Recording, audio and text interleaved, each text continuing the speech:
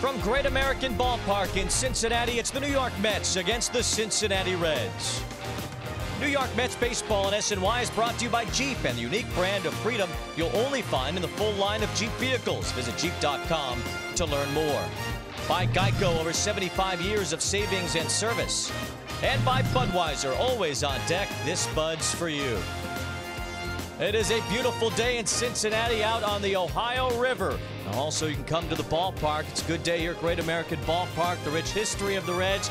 Catcher Johnny Bench, the Hall of Famer. Or bring the kids out to the park. Might be one of the last days that the kids can go to the ballpark before school begins around the country.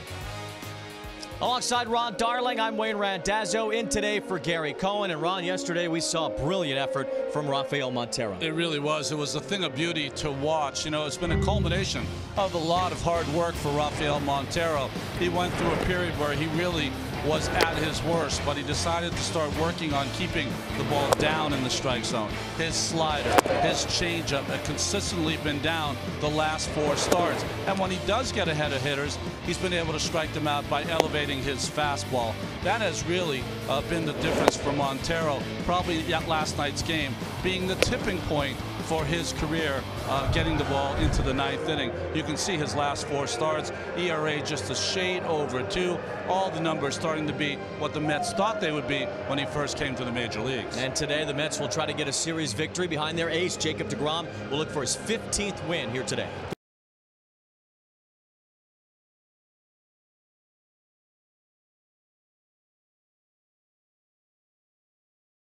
And his biorhythms must be great during the day, because his ERA for his career during day games is 1.88. That's the best in Major League Baseball history, and the Mets will try to ride deGrom to a series win here in Cincinnati. We'll have the Mets and the Reds coming up.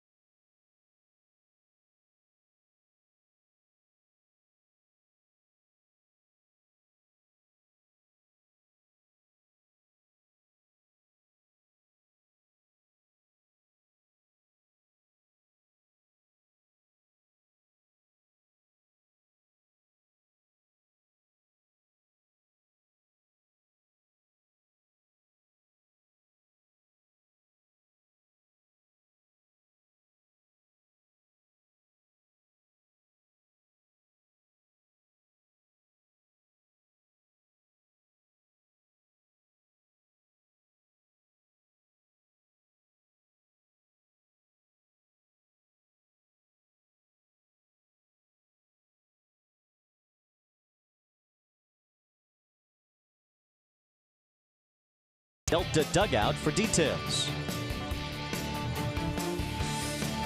Be at Citi Field on Saturday, September 9th, when the Mets take on the Cincinnati Reds at 7:10 p.m. The first 15,000 fans in attendance will receive a Mets fleece blanket, courtesy of the Northwest Company. For tickets, visit Mets.com/tickets. Let's take a drive around the majors, presented by Audi. Ian Happ with his 20th home run for the Cubs in a blowout over the Pirates.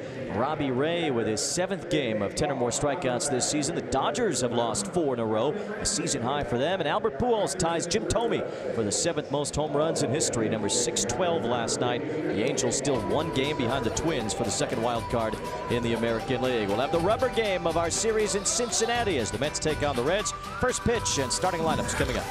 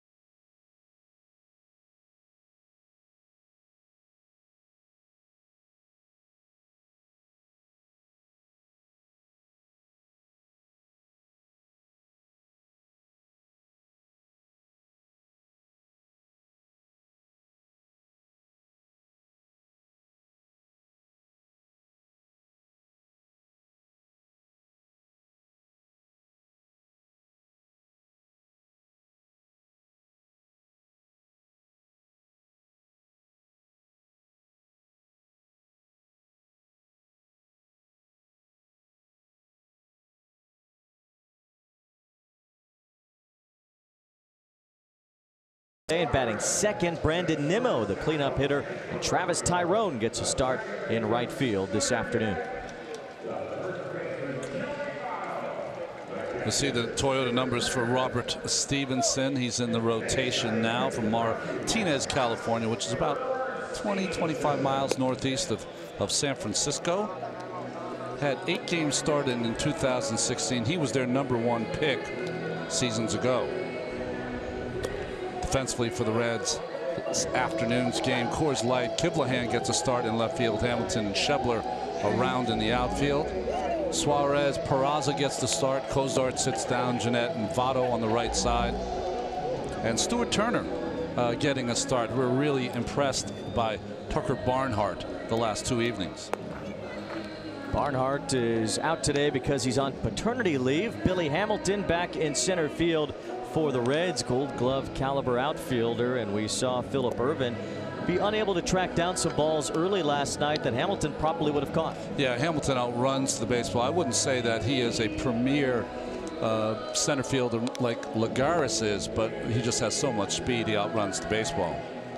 Jose Reyes will get it going for the Mets here this afternoon against the right-hander Robert Stevenson, who struck out 11 in his last start. He fanned the first 6 hitters in that game. He's making a bid for Jacob deGrom's record of 8 straight strikeouts to start a game. 11 strikeouts and only got 17 outs in the game, so pretty impressive. He's got good stuff. He throws really hard. He's been working on a slider this year. It's a pitch that he just started using in spring training, and it's developed into a pretty good pitch just recently, the last couple of starts, which he's won.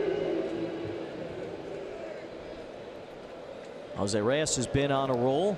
So you see Stevenson from Martinez, as Ron said, the hometown of Joe DiMaggio. Oh, that's right. We are underway in Cincinnati with Jose Reyes taking strike 1. Martinez is an interesting town. When it was first formed, it was on the bay there, so a lot of immigrants from Italy and Sicily and Greece ended up being fishermen in that little town of Martinez. Reyes shoots one toward the gap. Hamilton won't be able to track this one down as it one hops and goes over the fence in left center field. So for the 3rd game in a row in this series, Jose Reyes is aboard to start it. Well, the Mets had doubles on their mind in last night's game. 3 of them came in the first inning when they scored the only 2 runs of the game. And nice hitting by Reyes. Ball supposed to be in, leaked back over the plate and hit it where it was, one hopping and over the fence. 15th time Reyes has been on base in his last 26 plate appearances.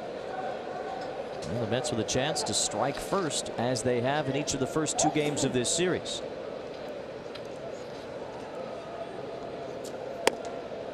Ahmed Rosario looks at a strike.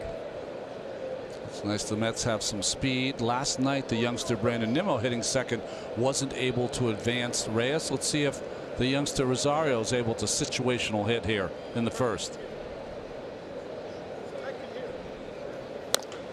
Rosario will move Reyes over as the shortstop Peraza throws out Rosario, but only by a step. 1 out, and now the table set with Reyes on the doorstep as Asdrubal Cabrera will get an RBI chance. Cabrera drove in Reyes in the first inning 2 days ago. Little winning baseball there by Mr. Rosario. He'll get some high fives in the dugout. That's kind of how you're supposed to play the game. Sometimes the youngsters will lead you. Reyes and Rosario at the top run. Some speed at the beginning of the order for the Mets today. Infield comes in for the Reds as Cabrera stands in. Cabrera's been hitting the ball well lately. 7 for his last 26 RBIs in his last 6 games. They should get an RBI here. This one backs up Schebler. He makes the catch. Reyes able to come in from 3rd. 7th RBI in the last 7 games now for Cabrera, and a 1-0 Mets lead. Well, that certainly didn't take long. Get him on, get him over, get him in. It's the way to go. As good as it gets. Nice job by Cabrera not allowing Stevenson to get into that count. Just jumped all over that first fastball. So now Brandon Nimmo hitting cleanup. I talked to Terry Collins before the game today. He kind of agreed with what you said yesterday about Nimmo and his power.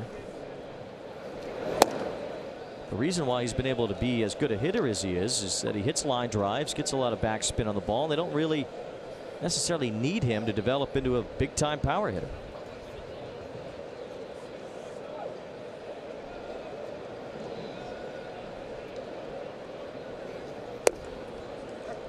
You know, that being said, with Conforto season for next year iffy at best right now, the #1 pick Nimmo, you expect him to be a good, viable, everyday player. He hasn't proven that yet.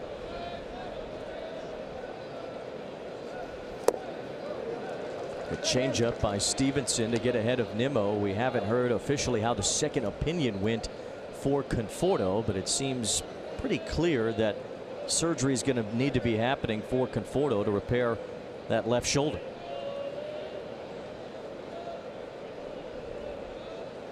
The Mets believe it will be a roughly 6-month timetable as far as the recovery for the surgery. So if it happens relatively soon, could see Conforto back in spring training.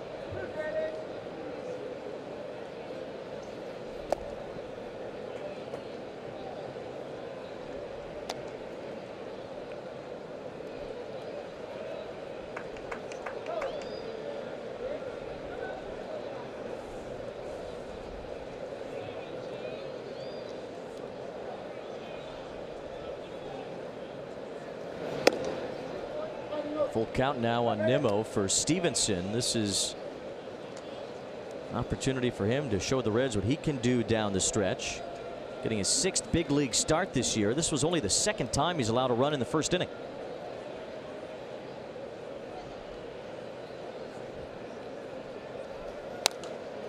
Both these teams are in tryout camp mode for pitchers and players as they try to figure out who's going to be important for their ball club next year.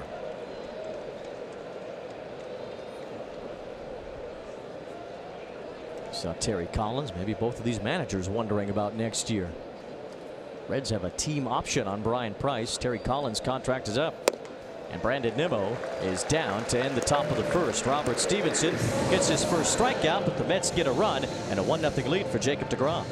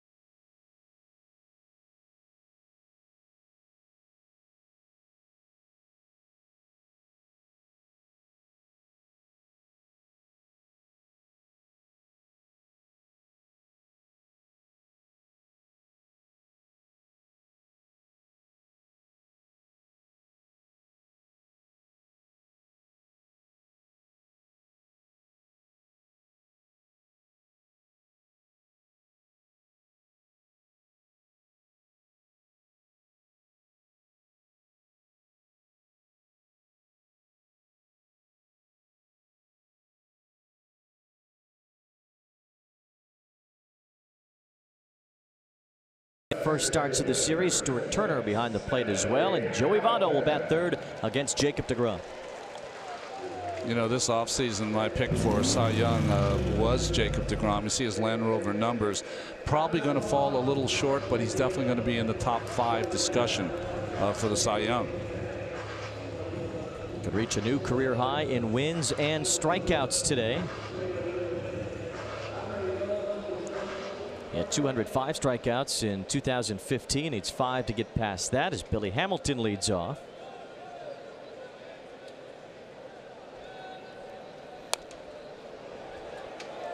Interesting, as the pitch was coming, Dominic Smith was running in from first base. He had been playing back. Certainly can't play back on Hamilton.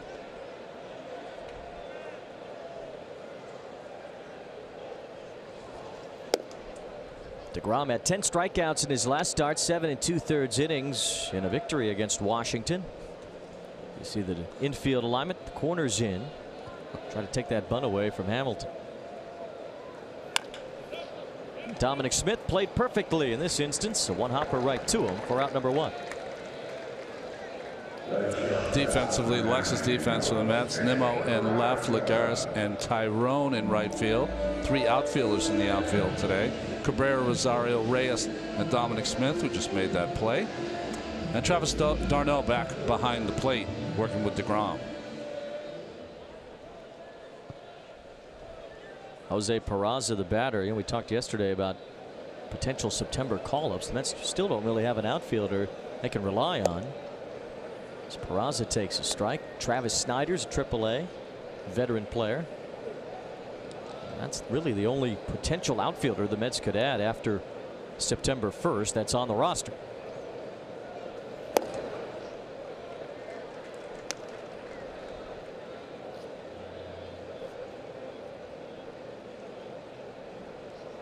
Peraza giving Zach Cozart a spell.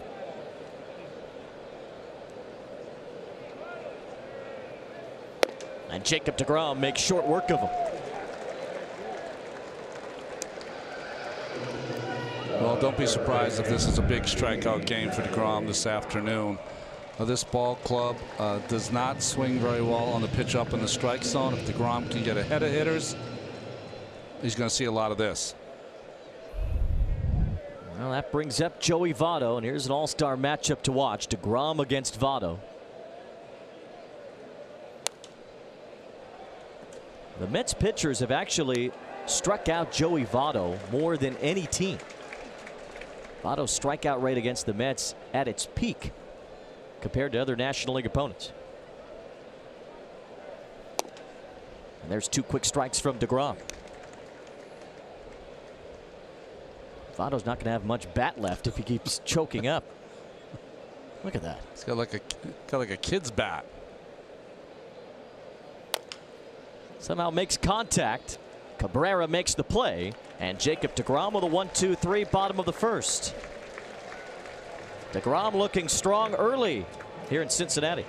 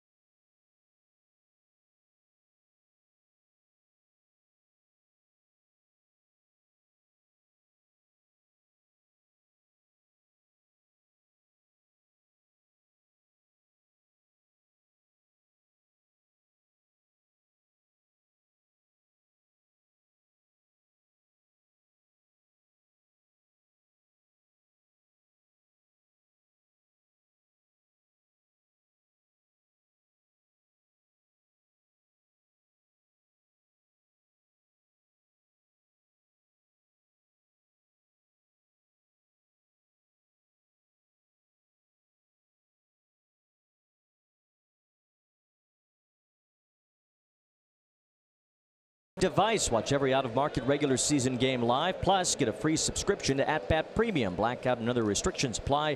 MLB.tv for details. Travis d'Arnaud goes after the first pitch, and he has a base hit to start this second.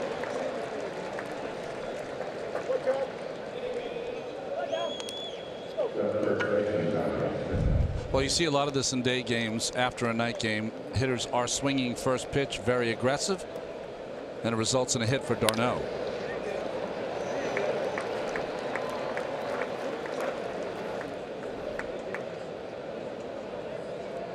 Medium leg kick by d'Arnaud, and good job of staying on top of that baseball.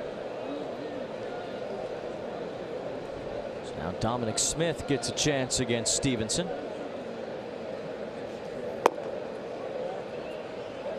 Smith was hitless yesterday after a couple of hits in the ball game on Tuesday.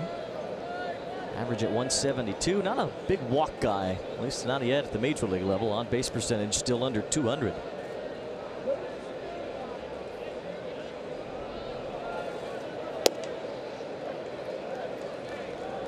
It was a good year at AAA certainly for Dominic Smith, but he lost out on the PCL Rookie of the Year award to Ahmed Rosario. So Las Vegas had the Rookie of the Year, the backup Rookie of the Year, and they finishing 30 games under 500. As everybody else, I guess. Whoa.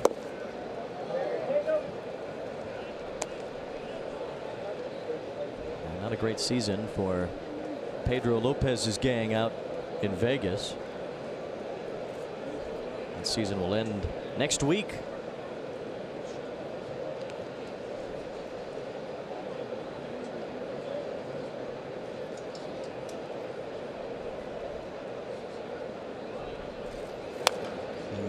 Big shift on the infield with Smith up. Surprised to see that this early for Dom Smith? I am. You know, I know they do have numbers from the minor leagues, these major league teams. I'm surprised because of the kind of hitter that I think Dominic Smith is going to be, and that's a guy that hits from line to line. But if he's started to think about just hitting the ball in the air, then he's going to be more pull on the ground.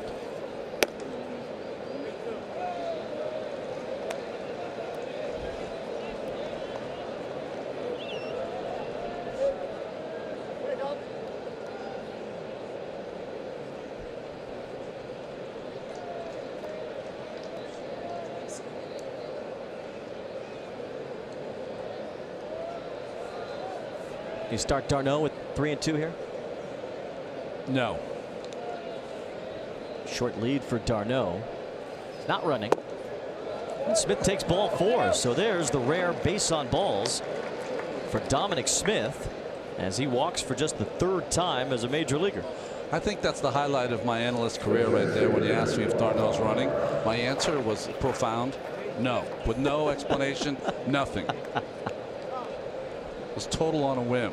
And you were right. 50% chance.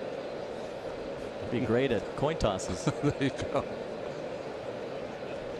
The Mets have something brewing with Juan Lagares at the plate.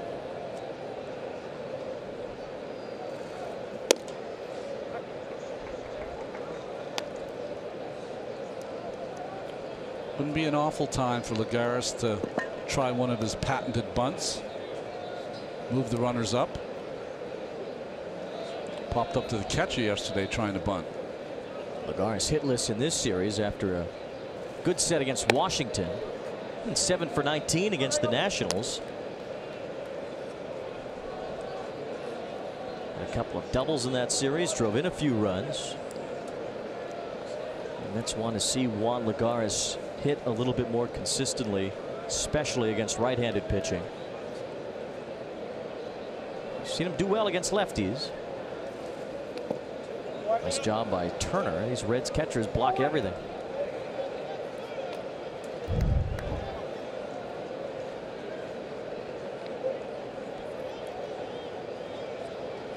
Breaking ball before the plate. Most catchers in the major leagues, but we've seen the Reds here before the game, they go through a whole routine of working on blocking the balls and keeping them in front. The Reds catchers have been better than most in this series.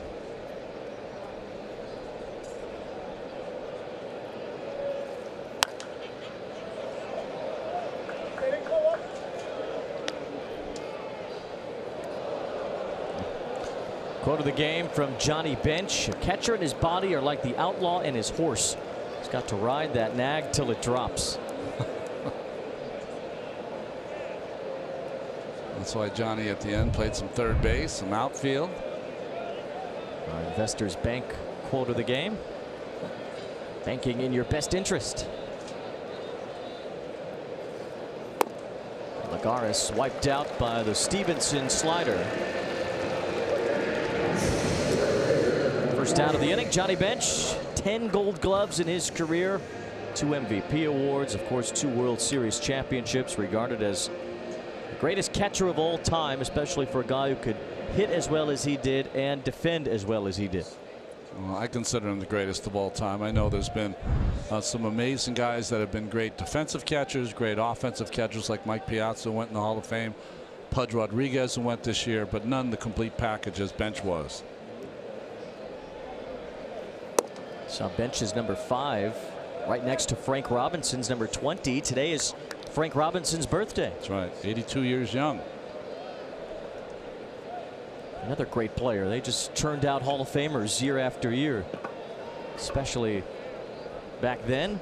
The Big Red Machine.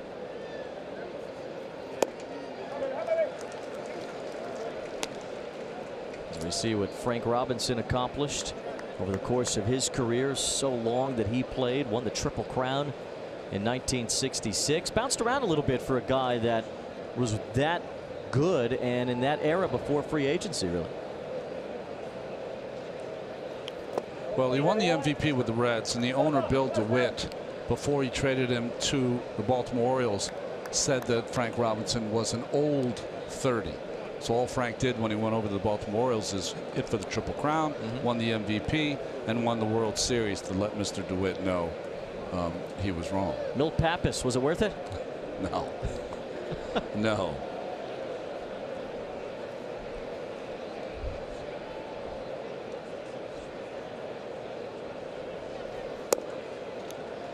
Travis Tyrone still looking for his first big league hit.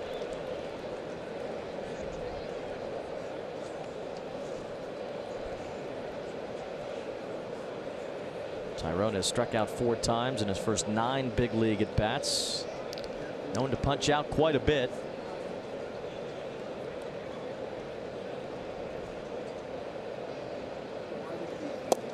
And there's another strikeout for Tyrone. Back-to-back Ks for Stevenson after the first 2 Mets reached here in the second.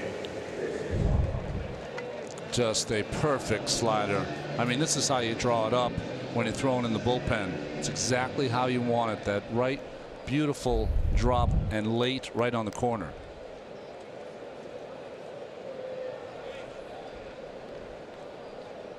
A chance for Jacob deGrom to swing the bat, which we know he can, batting .230 this year. His first home run earlier this season. He went too far on that check swing.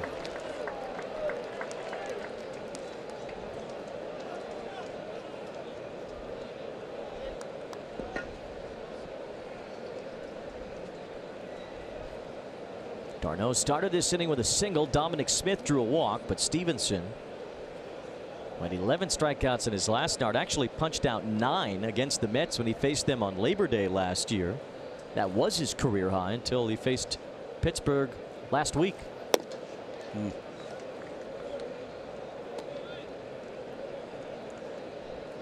If you remember that Labor Day game, Matt Reynolds flew basically overnight to get here to be put right in the lineup. Had 3 hits and a home run that day off of Stevenson.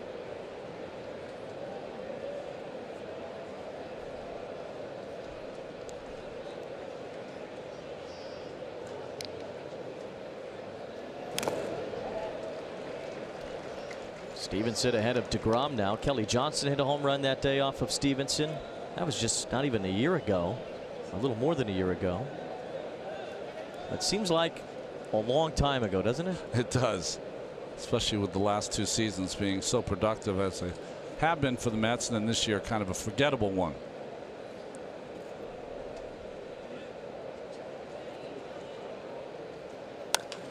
deGrom goes the other way. Kivlahan backs up to make the catch. And the side retire. Mets had something going for a while. 2 on, nobody out, but they don't score in the second.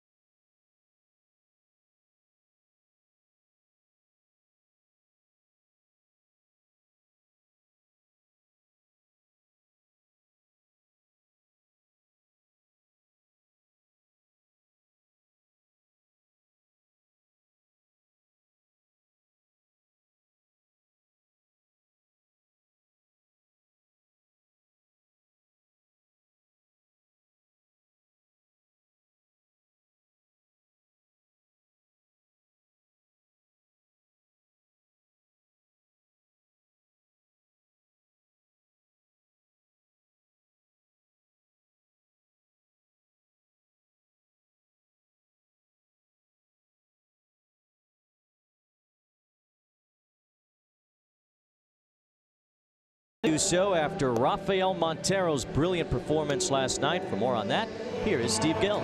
Well, Wayne, there was so much talk after last night's performance about his changeup. Threw it 40 times, so effective last night. It was about a third of the pitches that Montero did throw. And we've seen the changeup look very different this year from Montero than at any point in the past. And that's because he's completely reworked it with a different grip. And this offseason in the Dominican Republic really changed everything. He used to have a traditional circle changeup grip, which used three fingers, really, the middle finger, ring finger, and pinky finger, but switched to just using the middle finger and the ring finger this offseason. And that's why you've seen more of a power change now, where the ball is a couple miles per hour faster than it was in the past, and also has that extra movement more down in the zone, mimicking the sinker almost, which is something that's really throwing hitters off at this point. Eugenio Suarez grounds in the hole. Rosario with the long throw, but Smith couldn't dig it out. Suarez is safe, and the Reds have their leadoff man on here in the second. Well, Rosario did everything right. Got rid of the ball quick. It just ended up being on the short hop for Dominic Smith. He couldn't do much more than he tried to do. The ball kind of skipped on him and hit him on the heel of the glove. Good try on both ends.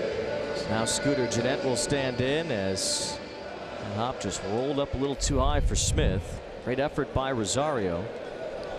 Some interesting stuff there, Rafael Montero, and the usage of his changeup. Threw a bunch of them yesterday. Yeah, I don't think I've ever heard of a number like 40, other than when you're talking about a guy like Tommy Glavine or someone like that who's not an overpowering pitcher. You know, the really interesting part about this, though, is why Montero decided to make that switch. He went home to the Dominican Republic in the offseason and has an older brother down there who's really a mentor to him, someone that was actually signed by the Dodgers in 2000. And his brother essentially told him, if you don't figure out how to throw an effective changeup, you're never going to pitch successfully in the major leagues. So he decided to tinker with his grip and remembered a piece of advice he got from Luis Mateo, who was a teammate of his last year in AAA, who suggested trying this grip. Last year, Montero didn't feel comfortable with it, but worked on it hard this offseason, and it's ultimately paid dividends. That ball is ripped by Gennett. Back to the gap and over the fence. A home run for Scooter Gennett. Just a high line drive that never sunk off the bat of Gennett. His 23rd home run gives the Reds a 2-1 lead. Well, really, the only Achilles heel for Jacob deGrom all season long has been the home run ball, and that's affected almost every pitcher in the majors. That's his 25th home run allowed, which is a pretty big number. Gennett, who has become a home run hitter this year, historic day with 4 home runs in one game, and hits one in his first at bat this year against deGrom. 20 of Gennett's 23 home runs have come off of right-handed pitching. You mentioned deGrom's 25 homers. He'd never given up more than 16 in a season until this year.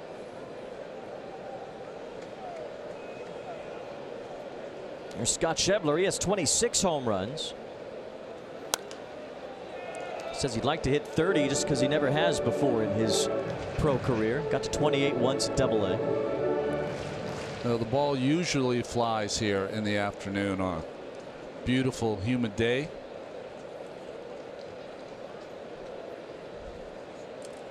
Reyes back in the outfield with the shift. Schebler tries to go against it, but got it to Rosario instead. That's the first out. Well, not too much room down the lines for pitchers in this ballpark. 325 to right, 328 to left. Gap's a little bit bigger, but the ball carries well here. Yeah, the dimensions to me are very fair, but the ball just jumps, you know, and you can't explain that. The ball in Riverfront Stadium, the old stadium before this one, used to jump also, especially in day games. Patrick Kivalahan takes ball one. You saw the power stacks out there in right center field. There's 7 bats on each one, totaling 14. That's an ode to Pete Rose. supposed to keep that quiet, Wayne. Oh, people aren't supposed to know that. It's kind of a secret thing. It's just an industry. There it is. 14 of them. Count them yourself. You know, that's like an Illuminati kind of thing. You're not supposed to let people know. Man, nobody told me. That's new guy stuff. Gary will be back Saturday, by the way. The Mets will be in Houston for that day-night doubleheader against the Astros, and I'll return to the WOR Mets radio booth with Howie. And a 4-pitch walk puts Kivlehan on with 1 out.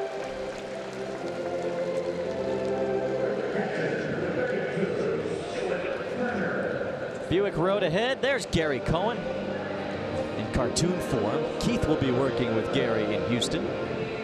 Ron, you're back for Labor Day against the Phillies on Monday. Yes, red eye straight to Citi Field. I'll be there about 7:30 in the morning, ready to go. 18 cups of coffee later, we should get through the game. Nice early start coming off the road trip. It is a holiday after all as Stuart Turner bats. This is something that he hasn't done much of this year. This is Turner's 61st plate appearance. He's been on the roster pretty much the entire season, save for some DL time. Yeah, he's taking this backup catcher role to a new art form. Well, he's actually been a third catcher most of the year because Devin Mesoraco has been in there. So they just kind of stashed Turner on the roster because he's a Rule 5 That's guy. right. Makes sense.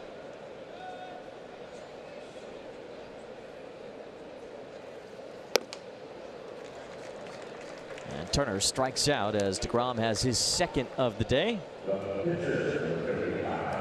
Jacob DeGrom, number 203 on the season, trying to get to 10 games this year with 10 or more strikeouts. Only Tom Seaver and Dwight Gooden have ever done that. Gooden in 84 and 85, Seaver in 70 and 71. So DeGrom really trying to join a very exclusive group of Mets.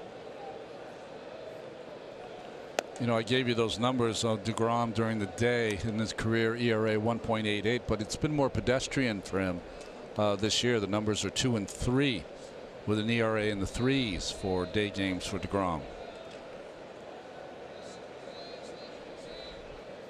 Robert Stevenson grounds Rosario's way. He'll take it to the bag at second to retire the side.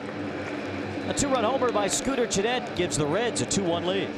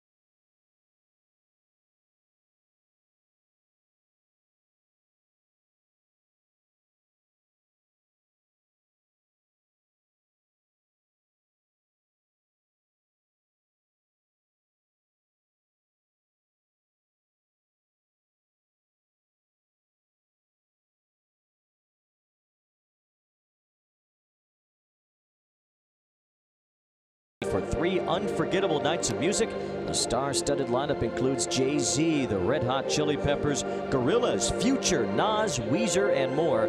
Purchase tickets at themeadowsnyc.com. Big Gorillas guy, Ron? Yeah, big Gorillas. I'll be there.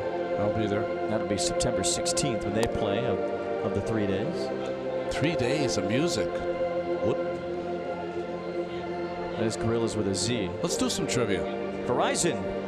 Our trivia question: who are the 4 players since 1931 to win the National League MVP as a second baseman? One of them was here last night and did the ball game for the Cincinnati Reds on television. Red. There's a former Cub in there. That's all the hints we're giving you. You're on your own for the other 2, or even if you don't know those 2. Those were just hints. Jose Reyes starts this 3rd inning against Robert Stevenson. Double and a run scored in the first for Reyes. Doing what you want your leadoff man to do in the first 3 games of this series: score runs. Reyes has come across 9 times in his last 8 games.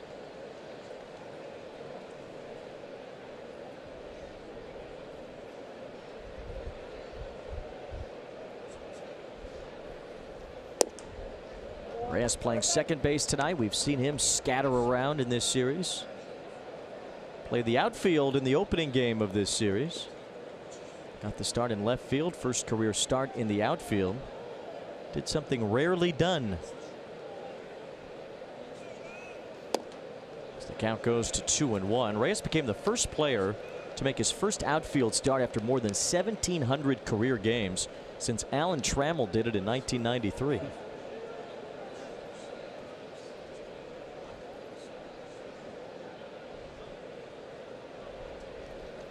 Ask anyone who played with or against Alan Trammell, the most accurate arm in the history of the game from shortstop, and I'm not using hyperbole there. Chest high throw every single time. He a Hall of Famer in your eyes? Yes. Yes, he is. Jose Reyes on base for the 2nd time. A leadoff walk here in the 3rd will bring up Ahmed Rosario. We touched on it briefly in the 1st inning, but with Reyes and Rosario back to back, a rare 1-2 speed combo for the Mets at the top of the order. How can they utilize that in a spot like this? Well, I think that they can do some hit and running. Last night it looked like Reyes really wanted to run the bases. You know, he's been thrown out a couple times in this series, has stolen 1 base. Rosario goes after the first pitch and gives Scooter Gennett a put out. But 1 away. You know, the problem you have is that you have a free swinger, Rosario. The guy who usually bats second when a fast runner is on base is meant to take a couple of pitches, allow the runner to steal. But Reyes usually doesn't steal till later in the count anyways. Rosario, with that free swinging style, makes an out on the first pitch. Cabrera with a sac fly, his first time. Today's the day. We'll find out if Cabrera is going to end up on a team in the playoff chase or not. We've talked about the Diamondbacks' need for a middle infielder, Cleveland's need. Nobody's pulled the trigger yet. Nice job by Turner to keep Reyes at first. What a stop. I mean, these breaking balls from Stevenson barely would make the plate in Williamsport. I mean, they're bouncing 10 feet before the plate.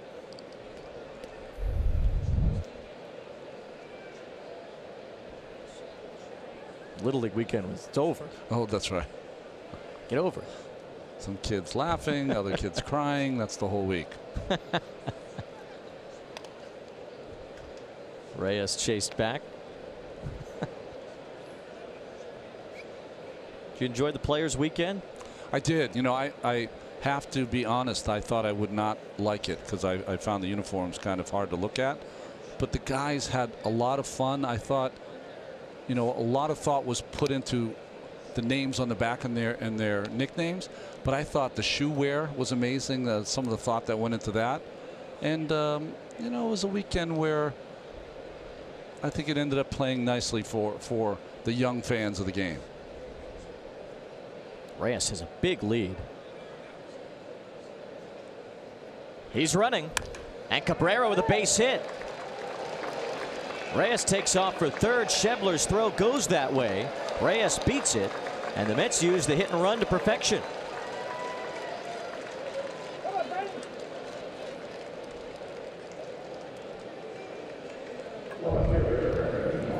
Reyes had that big lead. He did not look in, so I think he was on a straight steal, and Cabrera put the ball in play with a sharp hit to right field. See, he doesn't look in until after he hears the crack of the bat. Identified where the ball was. Usually you can get that answer from your third base coach and goes first to third. So now an RBI chance for Brandon Nimmo.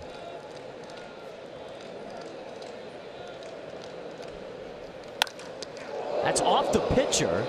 Votto almost threw it home. Now tries to get Nimmo, and everybody's safe. A run scores. The game is tied. Nimmo gets an RBI, and hopefully Robert Stevenson is okay. That one got him good.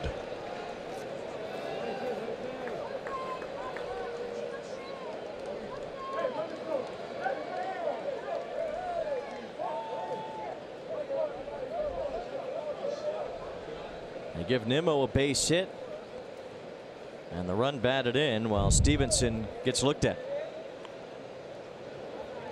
Just a bullet off the bat of Nimmo right back through the box, and it caught Stevenson right on the hip. He wasn't able to get his glove up in time. Now the carom goes to Votto. He's got to be smarter than this because he's such a good defensive player. No reason to come home and try to get Reyes. Just make sure you get an out at first, and he did neither.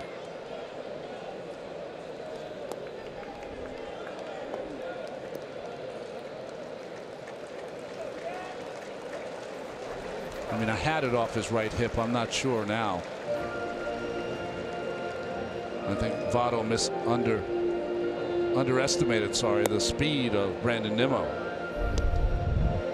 And Votto pretty indecisive there. Stevenson actually got hurt earlier this month diving for a bunt.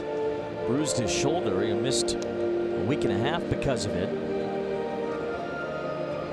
Pitchers have to keep in mind sometimes they're in the field of play. They're part of the defense once that ball's let go. Well, the trainer's asking him questions to make sure that he's all right to go. It seems like he's throwing the ball hard, but he's still kind of kick-starting that right side. Well, when you're trying to win a spot in the rotation for next season, I think you got to stay in there, don't you? Absolutely. Brian Price even said recently with regard to Stevenson, there is nothing set in stone for next season. There are other guys in AAA they'd like to get a look at too. Tyler Mahle made his debut Sunday, so with Luis Castillo pitching the way he is, all the money locked into Homer Bailey. Plus we saw 2 days ago Sal Romano looking good for a third straight start, so there's competition within the Reds' young starting pitchers. A run home for the Mets in the third. Now Travis d'Arnaud singled his first time. As the Mets look to get the lead back.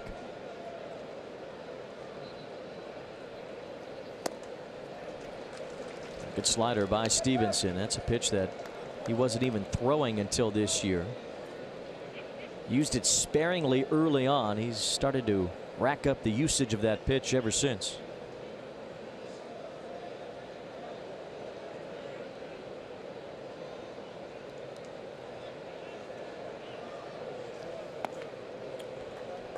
Well, we watch these games all year long, and I'm going to ask all of you guys, the truck included, Travis d'Arnaud changed his stance? I never remember him being as crouched or as open as he is right now. He tinkers with his stance and his swing a lot.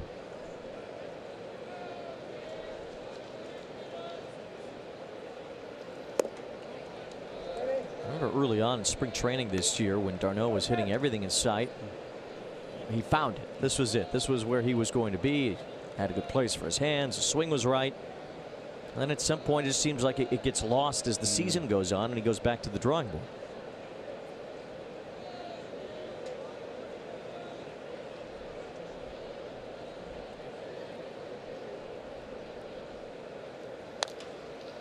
Ground ball. Nice pick by Suarez. Goes to second and gets the out. Eugenio Suarez has gone 49 consecutive games without an error. Longest streak by a Reds third baseman since Tony Fernandez in 1994. He makes a sweet play here. Well, we came on 2 nights ago talking about how underrated Suarez is, and that jump throw on one hop and scooped up by Jeanette. as good a play as you're going to see, because he knew what he wanted to do with the ball before it was hit to him.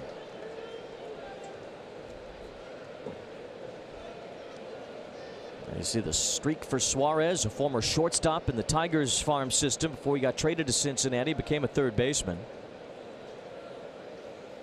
Dominic Smith hooks one foul. Suarez really blossoming into a cornerstone type player for the Reds in this second half. He's been incredible with the bat this month, the glove. The Reds don't have to worry too much about what their offense is going to look like. Their pitching has been horrendous this year, although it's been okay in this series. Really, for the last few weeks, it's been better. Nice pitch to get Smith out in front.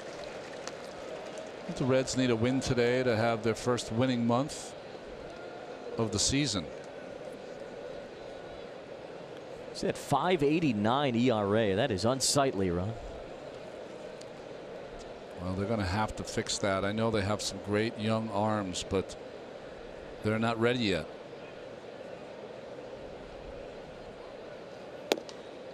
Well, Romano with 3 straight quality starts. Stevenson's won his last 2 starts. No Red has won 3 straight appearances all season. Stevenson trying to become the first today. Stevenson won his first 2 starts as a major leaguer, his last 2, and in between he's 0-7 with a 7 ERA. There goes the runner from first. d'Arnaud took off with the pitch. Still a ball and 2 strikes on Smith. Stevenson was the first high school pitcher drafted by the Reds in 7 years when they took him in 2011. First one since Homer Bailey. He was drafted in 04. There's high hopes for Stevenson. He was the 27th pick overall.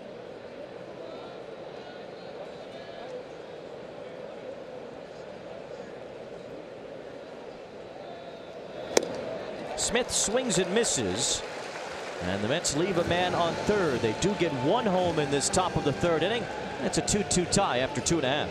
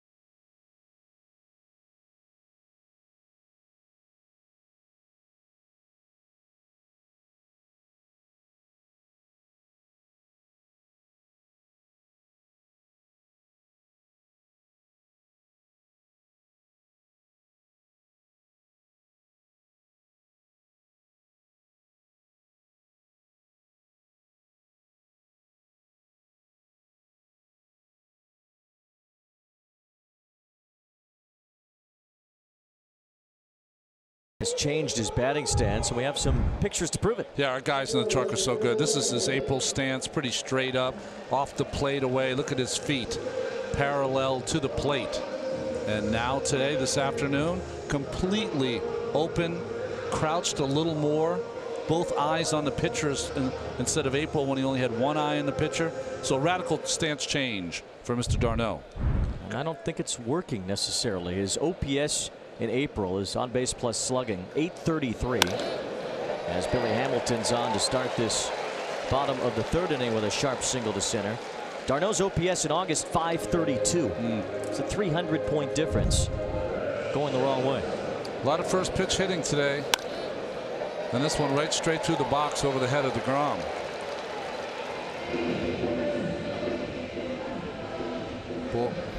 Boy, if Hamilton could get on base more, he'd be one of the elite players in the game. His on-base percentage among the worst in the major leagues. But he leads the league in stolen bases. He has 54 of them. He's got the oven mitt on. Let's see what kind of lead he it gets. is an oven mitt. It is. It's getting a big lead, too. See, DeGrom just held the baseball. That's a sign from the bench. They'll give it to you. Just hold it until they call timeout. Someone will call timeout. And now if he wants, he can quick pitch to home. It's set at the belt and go. Always try to give a good base stealer a different look each and every time.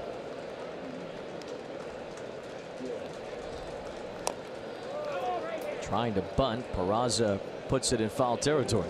There's really no reason to bunt if you're the second place hitter. We've seen a lot of, I don't know how else to put it, bonehead play in this series. You have a guy that can steal second base. Just take a couple of pitches. No reason to have to bunt him over. You see Hamilton by a fairly wide margin over D. Gordon. Trey Turner's been hurt. Plus, you're in a ballpark where, you know, the score at the end of the game could be 10-8. Sure. I mean, it's not very good court awareness from Peraza.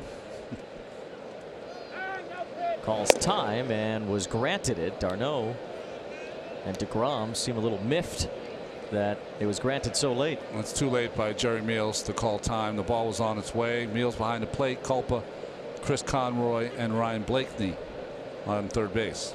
Jerry Meals, the veteran.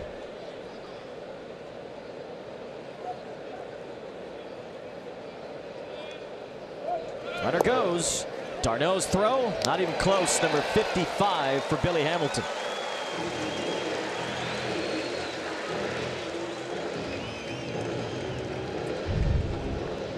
Well, I found it unusual that DeGrom didn't throw one pickoff throw over there, and the lead just got bigger and bigger for Hamilton. And he started that slide about 15 feet short of the base, but still got there because he's had so much speed.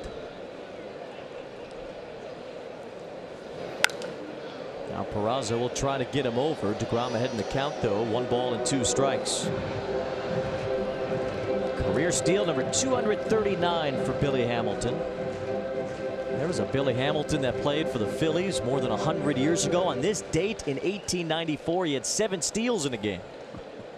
Well, you have to watch out for Hamilton trying to steal third base also.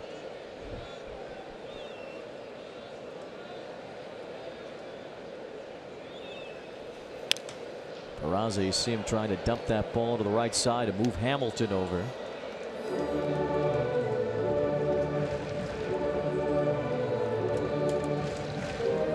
Peraza with Votto on deck. Peraza has all but lost his starting job between Scooter Gennett's big year, the way Cozart continues to play. But Cozart's a free agent, so Peraza might stick around. DeGrom looks back to second. Well, Rosario, the rookie's in charge of keeping Hamilton close. What you want to do is just stand right behind him, and you want to tap your glove. You want to fake to second base a couple times. You want to sometimes get back, yell to him, and he's trying to do that now.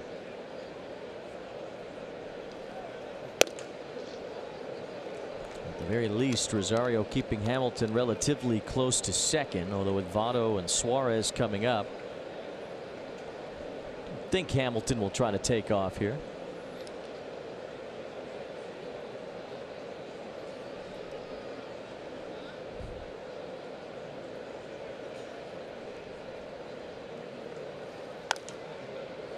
Peraza doing everything he can to try to hit the ball to the right side. And on a pitch that seemed tough to hit that way, able to fight it off. Peraza was originally an Atlanta Brave. He's not shown much power in his young career.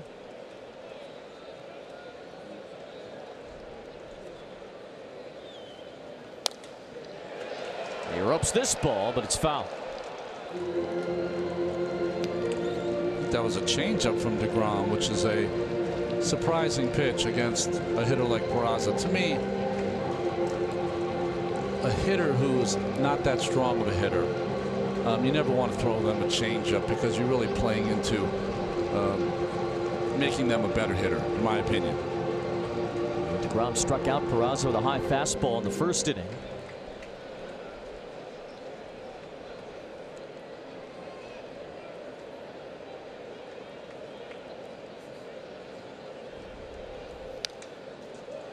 Didn't get that one high enough, and now Peraza continues this at bat.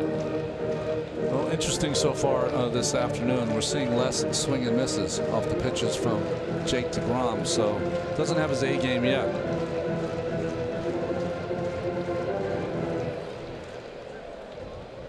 This will be the 9th pitch of this at bat to Peraza.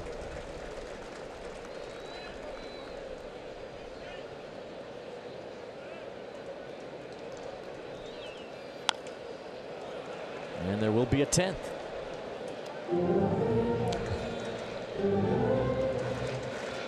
The end game for Peraza here is just to move over Hamilton, but he's driving up the pitch count for DeGrom, and that's a good thing for the Reds too. Leadoff single and a steal has put Billy Hamilton in scoring position.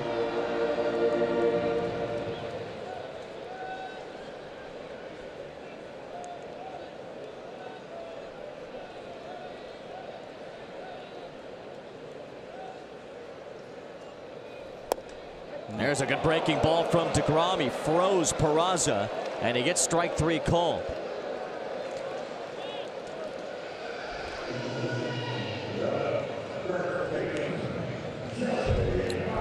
You know, Votto last night choking up against Montero, who was awfully tough all night long. And then today, it's almost like he's choked up more. He has maybe, you know, 1 more inch on the bat, really in a defensive kind of mode against DeGrom. It's amazing to see, considering the power that he's still able to produce. He's got 33 home runs this year. Goes the other way. Rosario at the backhand goes to third, and the throw gets away. Trying to score is Hamilton. He'll make it. Votto goes to second on the air by Rosario.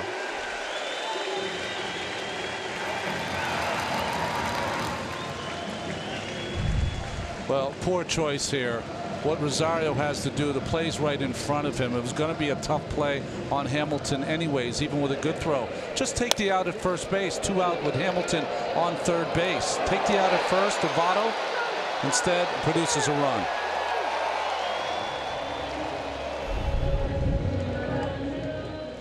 Billy Hamilton's speed comes into play. The Reds take the lead back. Errors of omission, errors of commission, and that just, you have to know the situation there. With 1 out, you get 2 outs. Votto at first base, and DeGrom can work out of the problem. Now Suarez. Suarez has reached base nearly 50% of the time in August. You have to remember who the runners are. Hamilton just had so much speed. Now he's got it, but look where Cabrera is. Cabrera has not, he's backing up, so he's moving. Rosario's moving. Hamilton at a quick pace. Just a more difficult play. Seemed too like Rosario had some trouble getting the grip on the baseball. Well, he tried to hurry his throw. Once he saw it, you know, for a normal base runner, that would have been an easy play at third, but not for Hamilton.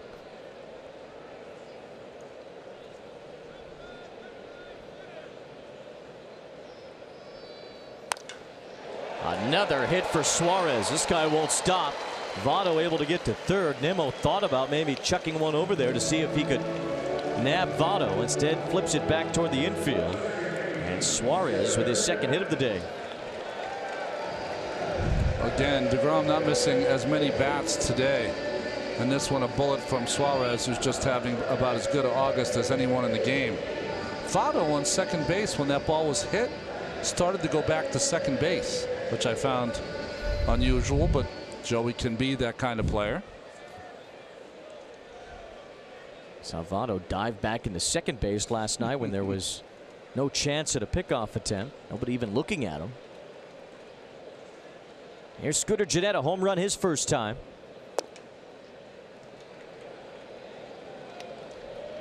You talked about DeGrom's Cy Young candidacy earlier and that he was just off the top tier when it came to that. It's been starts like this, just a handful of them that have been sprinkled in that have jacked his numbers up.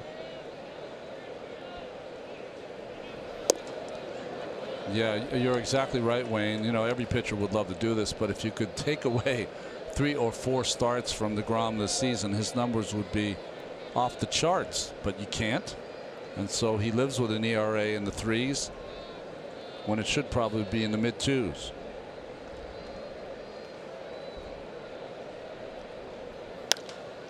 It's Gennett to hit a fly ball.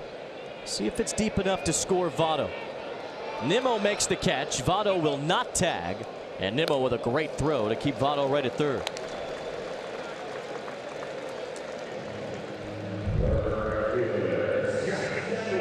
Well, there's nothing he could do. He had to catch it on that side of his body because he was going to left center. The throw, though, was right on the plate. Votto would have had no chance. Still better to hit the cutoff guy, because if Suarez was doing the right thing at first base, he might have been able to tag up on that throw. DeGrom will try to limit the damage here at the bottom of the third with Scott Schebler at the plate. Schebler had 5 RBIs in the game Tuesday. Tied a career high for him. He's batting just over .350 in his last 10 games.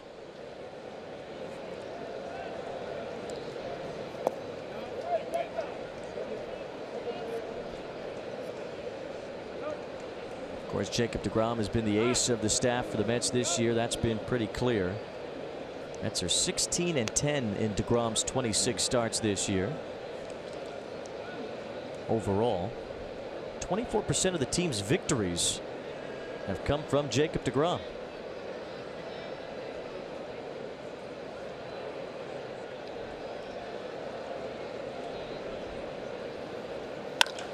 That's hit hard into the gap. Lagares makes the catch. Side retired, and Jacob DeGrom does limit the damage. The error brings home the go-ahead run for the Reds, but that was all.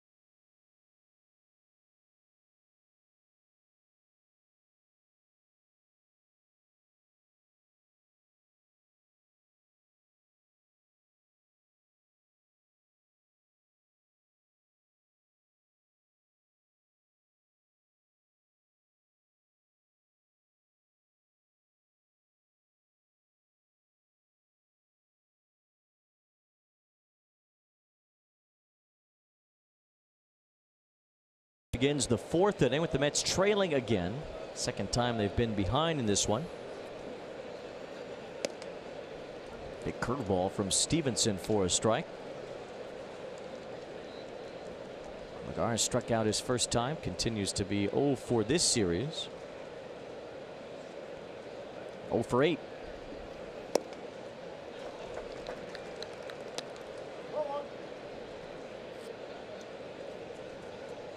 Travis Tyrone is 0 for 10 in his major league career. He's on deck.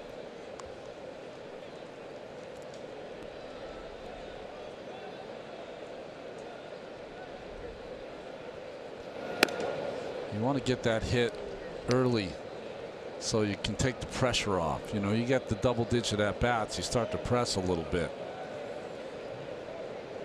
Half of them have resulted in strikeouts. Not giving himself too much of a chance. Lagares didn't have much of a chance there against Stevenson. Second time Lagares has struck out. See Ahmed Rosario, and what happened between innings? A little conversation with Dick Scott. Well, Dick Scott really talking about the arm angle. He'd rather see Rosario, you know, drop down and throw the ball to third base. I don't even agree with that assessment. I think really what he should have told him is that take you out at first base, but. There's Rosario's error that allowed Billy Hamilton to score the go-ahead run. Ruled an unearned run. I guess the scorer believes that Hamilton should have been out at third. Otherwise, if you give him third base on the play, he would have scored on the Suarez base hits. That would have made the run earned. So Jacob deGrom, hat tip to the official score.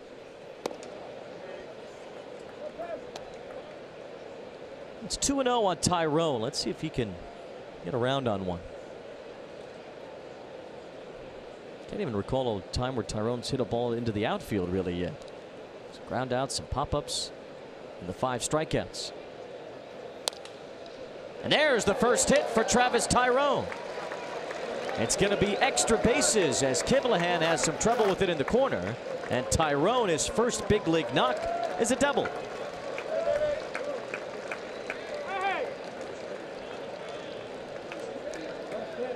Well, there's nothing like it. You'll always remember your first double here for Tyrone. And his good buddy Matt Reynolds has got the baseball.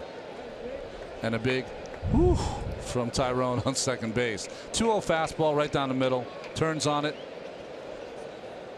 Let's go the bat with one hand and hit so sharply. No chance for Suarez. Now deGrom takes a hack at the first pitch. Tyrone had 32 doubles at AAA this year. That was the 4th most in the PCL. Sorry, I was busy watching a foul ball that went and a guy missed it and it hit his girlfriend. I mean, that's the end of that relationship. deGrom, it's a ground ball Jeanette's way. Tyrone goes to third with 2 down. They're your team. Take them with you. Watch every SNY Mets game on the go on any device all season long with live streaming presented by Verizon. Just download the NBC Sports app or visit SNY.TV. Your new home for live streaming coverage of every SNY Mets game. See if Reyes can get on base again. He's done so twice to start this game, a double and a walk.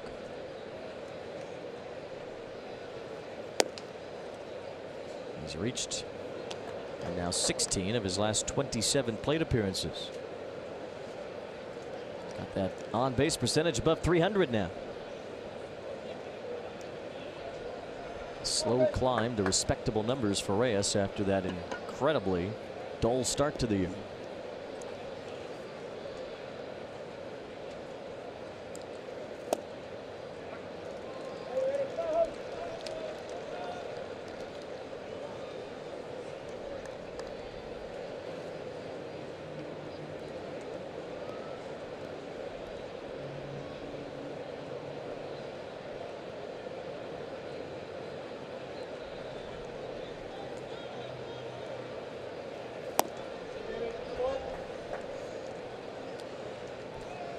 Spectrum high-speed pitch so far today. A couple of hard throwers hitting 95 between deGrom and Stevenson. We've seen both of these guys be able to crank it up into the high 90s. Stevenson can touch 99. So can DeGrom.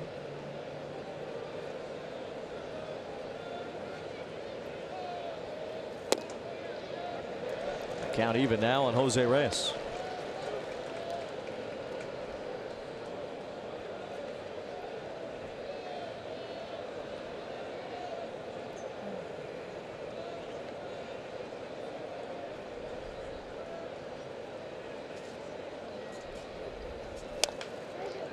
Ground ball. Scooter Gennett with the pickup, and Jose Reyes strands the go-ahead run, the tying run rather, at third base. The Reds have a 1-run lead after 3.5.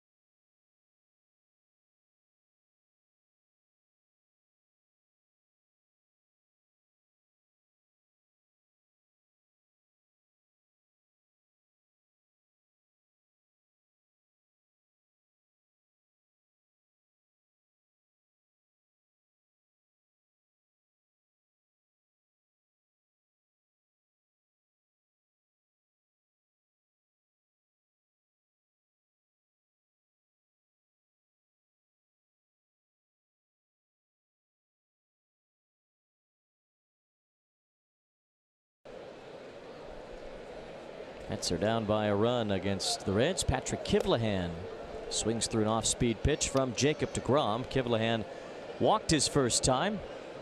New Jersey native, former Rutgers football star. Played 1 year of baseball there and got himself drafted.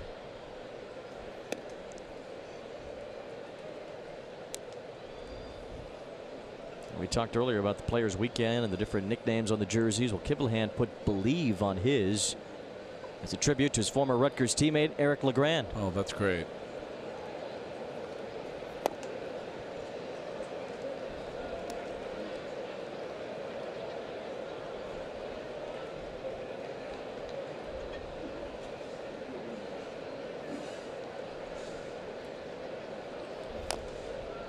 Kivlehan said nobody really has a nickname for him, so he decided to pay tribute to LeGrand, who has done so much for spinal cord injuries and awareness with regard to that ever since the horrific injury he suffered on the football field.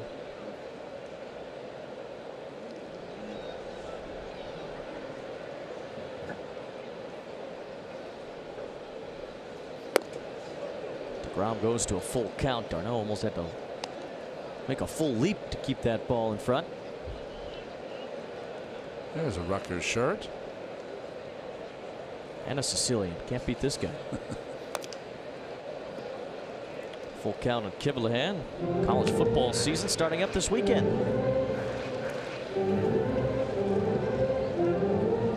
You know your college football? I broadcast some of it, so I know those. I know what I know for that. You definitely know the teams you're going to be covering. That's right. Kivlehan strikes out. Another breaking ball from DeGrom. That's the 4th strikeout of the day. DeGrom's had 1 in each inning. Cincinnati, I did see the Keebler Elves running around here at some point. All the chili skyline and such. Had some of that in the press room today. Did you have some? No, come on. What do you mean? Rain Man was filmed here.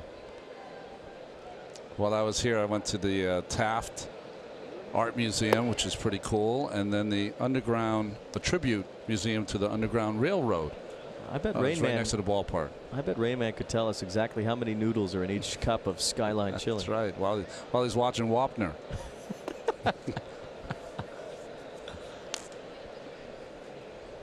We were talking about Judge Judy in the clubhouse before the game today. All the money she makes doing that show. Jerry Blevins couldn't believe it. Stuart Turner, the batter. Makes like $50 million. She's a brand, Wayne. All the other shows have come after her. You know, what's great is Jerry really has been one of the Mets that is trying to spearhead getting out in the Houston area tomorrow and giving of their time and trying to do something to help the victims of Harvey. And the players trying to organize it as much as they can. See if they're able to do something tomorrow. They've made it very clear they don't want any cameras, not there for doing any publicity. This is just to help out the area. And if you want to help, youcaring.com/MLB supports for Hurricane Harvey victims. Mets will see it firsthand this weekend in Houston. Well, you have a lot of shelters where a lot of young kids have been displaced, so that might be a good start for Major League Baseball players to pay a visit to those kids and try to lift their spirits. We've talked about Jay Bruce's contributions to his hometown of Beaumont. He's up to $66,000 raised. This ball 4 to Turner. Second walk issued by DeGrom. It comes in front of the pitcher, Robert Stevenson. You see what J.J. Watt's doing, the Houston Texans defensive end? He's raised more than $10 million just on Twitter. Well, he set his goal at $1 million, and he's had to keep raising it. Then he went to 5, 6, 7, now through 10. Shows you his place in the Houston community. Stevenson bunts foul. All these terrible images that we've seen coming out of Houston. And with that, Ron, at least you are seeing people come together, donating their time, donating their money, and trying to help as much as they can. It's amazing what people have done. I think also, and learning from Katrina, is that it's not only now, it's not only your charitable donations now, but these folks are going to need you 6 months, a year and a half from now, and when they're still trying to kind of dig themselves out of this this awful catastrophe. Yeah, it's going to be a long way out for all the victims down there as Stevenson does get the bunt down. DeGrom retires him for the second out. Stuart Turner now in scoring position with Billy Hamilton coming up. Good bunt by Stevenson. Very difficult to bunt off DeGrom. Hard thrower. Throws a lot of balls up in the strike zone. I think he caught a breaking ball, though, that he got off the end of the bat, and it killed it perfectly. Yeah, a little slider. And watch it. He catches it right off the end of the bat. So what that does is it just kills the ball so it doesn't go out there too firm so the first baseman can make the play. Billy Hamilton created a run pretty much by himself in the third inning. Singled, stole second. He's trying to get to third on a ground ball. Ahmed Rosario threw it away. Hamilton scored.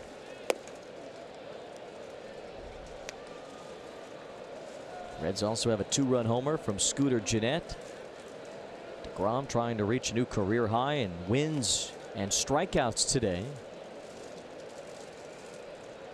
Also has some other career highs. Walks, wild pitches, home runs allowed, and ERA. So it's been an unusual season for DeGrom in the sense that some great things have happened. He has looked amazing in many of his starts, and then there's been that bunch haven't been so good, including a couple recently before he had that win against Washington. DeGrom had allowed 10 runs in a span of 2 starts.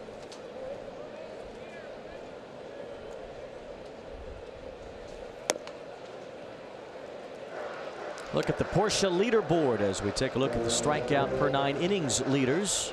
In the National League, DeGrom is third. Max Scherzer leading the way. What I've seen from DeGrom this year, and when he has these kind of iffy games, is that his mechanics kind of blow up on him during the game.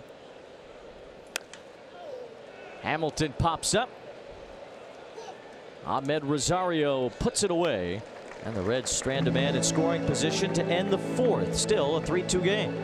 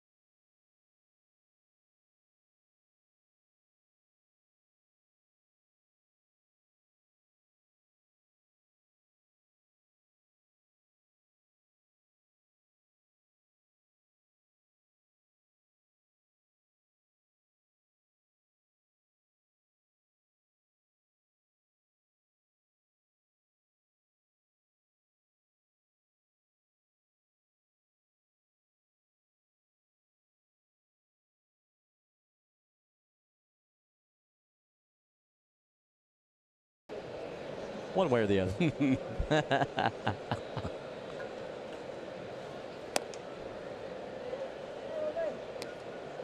Ahmed Rosario starts the fifth.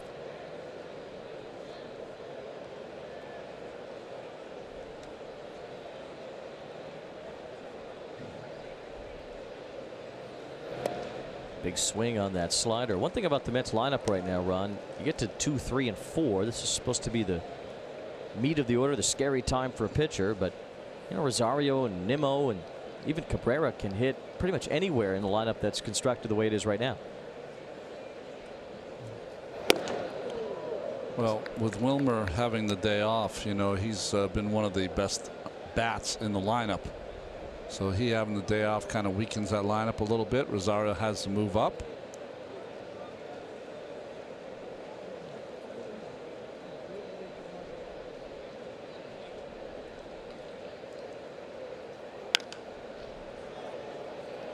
Playable for Schebler, and there's one down here in the fifth.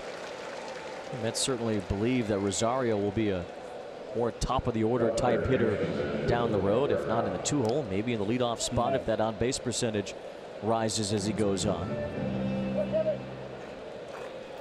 There's Cabrera. He's had a good day, an RBI in the first, singled his last time.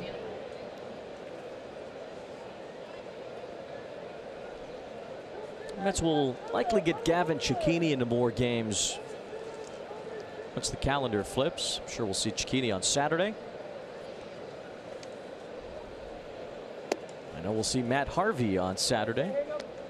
He'll come off the disabled list to pitch game 1 of the day-night doubleheader against the Astros. Said he's ready to go. They look like they're going to hold him to about 80-85 pitches. Mets will have Tommy Milone in the holster after Harvey. There'll be Seth Lugo in the nightcap on Saturday, and then back to Chris Flexen Sunday, coming off a rough start here in Cincinnati a couple of days ago. Astros not really fighting anymore for the division title, but all of a sudden the Cleveland Indians are sneaking up on them for that #1 seed in the American League. And the Red Sox not far behind either. Well, they haven't played well since Carlos Correa went down with the hurt wrist or hand, and he's due to come back maybe on Sunday. So the Mets might get a peek at one of the best young players in the game. The Astros have been up 10 or more games in the AL West for 2 or 3 months now. As Cabrera whiffs a good slider from Stevenson, down and in. Well, we can see the strikeouts from Stevenson. That's 6 now for him this afternoon. 11 in his last start. He had 9 when he faced the Mets a year ago. Here's Brandon Nimmo, had a base hit that rocketed off the hip of Stevenson in the 3rd inning. Brought home Reyes, came off the bat at 101 miles per hour. Whoa.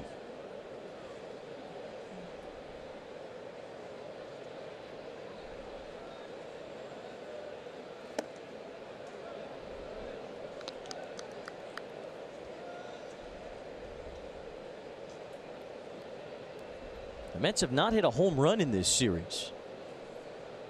National League leaders in home runs.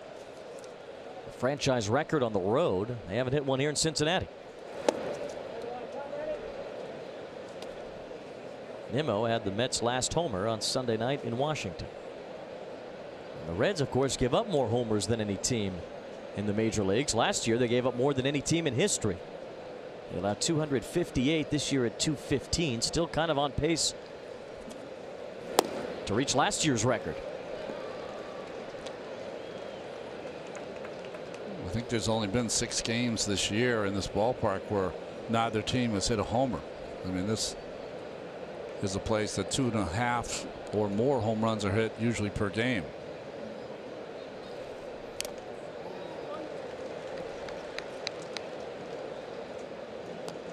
In the history of Great American Ballpark, only 104 homerless games spanning 15 seasons.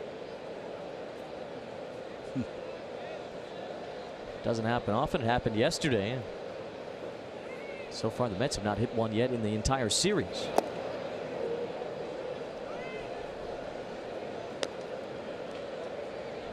Scooter Gennett has one today, and that gave the Reds the lead in the 2nd.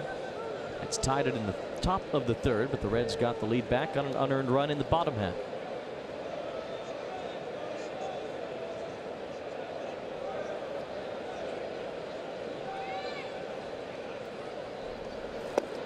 Brandon Nimmo strikes out. Robert Stevenson bearing that slider down and in to a couple of left-handed batters here in the 5th, and the Reds maintain a 1-run lead.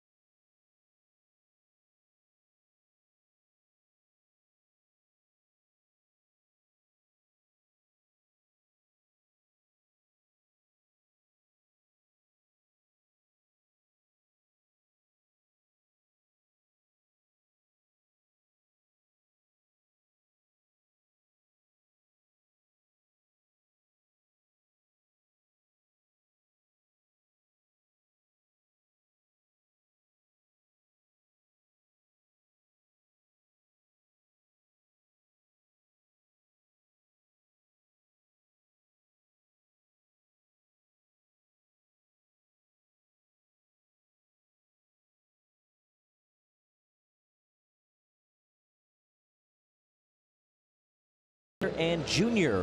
playing on the same team August 31st, 1990 as Seattle Mariners. 2 weeks later, they would hit back-to-back home runs together. Senior was 40, Junior was 20. The story went that Senior was actually a Red not too long before that and was given a short amount of time to either accept a release, go on the DL, or retire. So he wanted to go to Seattle to play with Junior. Ended up retiring, then had to unretire because he found out he had to wait 60 days to sign with a new team. Ended up with the Seattle Mariners, but of course Ken Griffey Jr. born right here and raised in Cincinnati.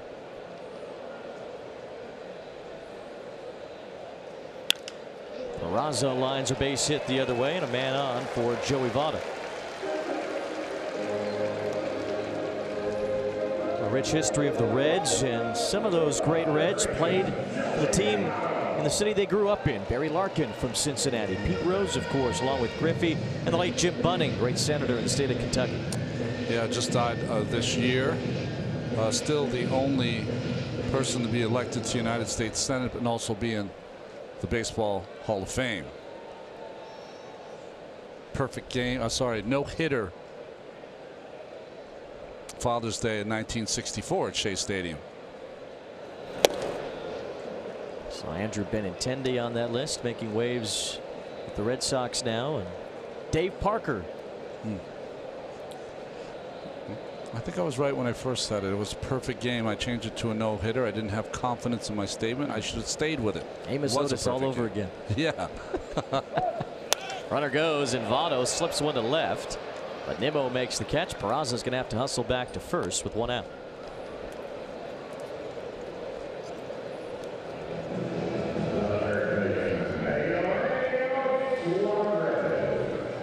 So the Reds put up a video on their Twitter the other day with Dave Parker hanging out with Billy Hamilton and Philip Ervin. Dave Parker telling some old baseball stories. He was, for more than a short time, the best player in baseball. 6'6", 250 pounds, could run, had as good an arm as anyone in right field, and could rake.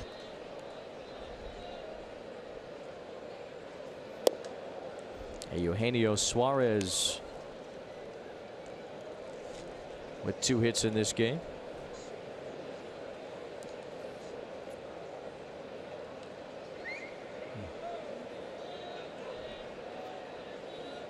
See, Suarez keeps his hands pretty high. Not quite Julio Franco high, but he's up there. Does that take away the inside pitch for him at all? You know what it reminds me of? A little bit of Edgar Martinez. His stance was almost identical to Suarez. Yeah, I would think he would have a hole right at his hands.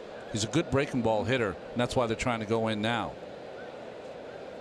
Runner goes. Throw down from d'Arnaud, and Peraza has a stolen base.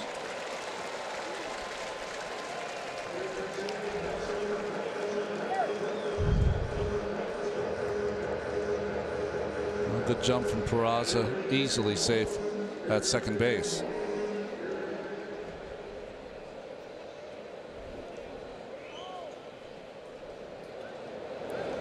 You know, DeGrom really hasn't thrown over to first base very often, and the Reds are starting to take advantage of that. Well, opponents have had success on the bases against DeGrom recently. Now 2-2 on Suarez, but opponents with 16 steals in their last 17 tries against DeGrom. Besides not throwing over, are you noticing anything that's allowing that to happen? Well, you know, the Mets catchers have had an inability to throw out runners most of the season, unless Rene Rivera was behind the plate. That's part of it. But I also think that teams, because of DeGrom and how good he is, it's hard to bunch hits. So you have to try to steal bases, try to steal some runs. Suarez tied up on that inside pitch. That's the second out as Peraza halts at second base with Scooter Gennett coming up. 2-run homer for Gennett. Part of the difference in this game. You mentioned Rene Rivera. DeGrom actually with a much better ERA this season when d'Arnaud has caught him. His ERA below 3 with d'Arnaud behind the plate. Around 4.5 when Rene Rivera caught him. Now Rivera on the Cubs, and Kevin Plawecki, the Mets' second catcher.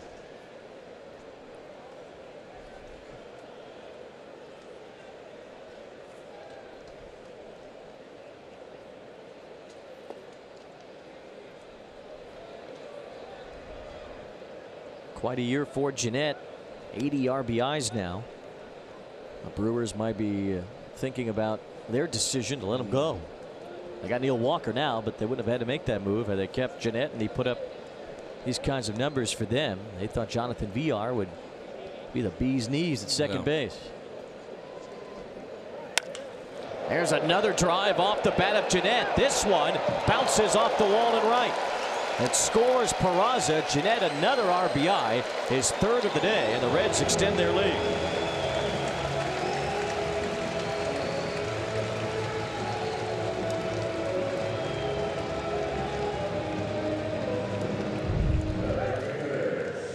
I think that was a changeup from DeGrom. Contact right out in front,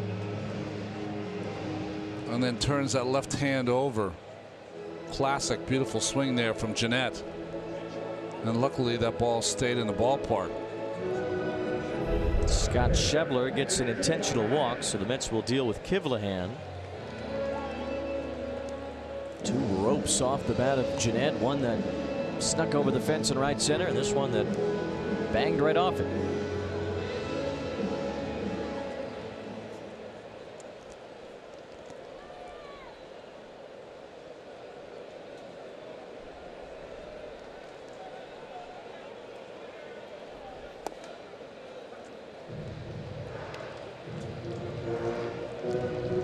Kivlehan struck out his last time. He walked in the second. So far, this has been the only inning when DeGrom hasn't had a strikeout.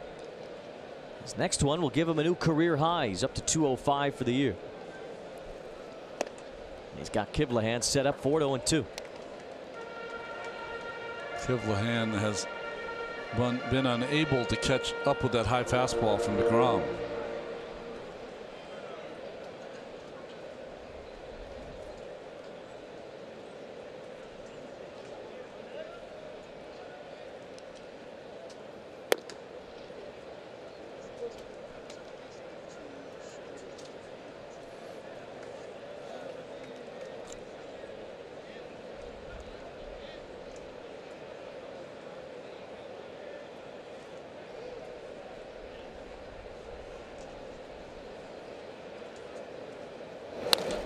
Kivlehan, it's a high drive. Nimmo trying to track it down. He'll get there. Lagares will too.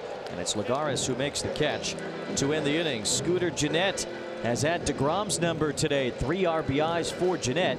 And Cincinnati now with a 4-2 lead after 5.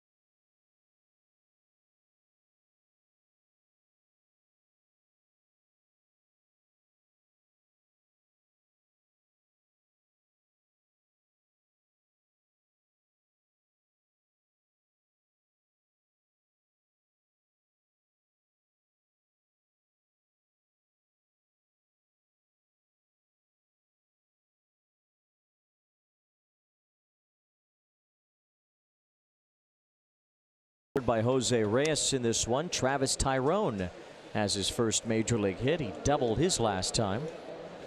Could see Tyrone bat. He's due up fourth in this 6th inning. Travis d'Arnaud has a base hit on a swing and a miss to start the 6th.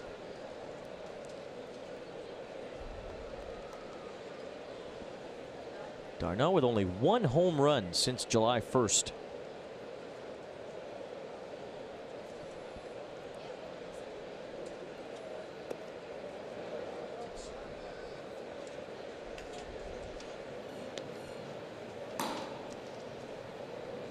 Michael Lorenzen starting to warm up in the Reds bullpen. 80 pitches for Stevenson.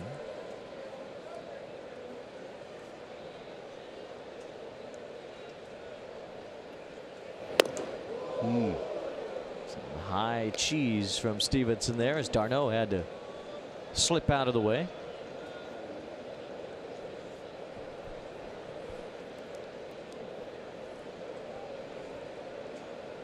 Did you feel it necessary as a pitcher to zap one up and in?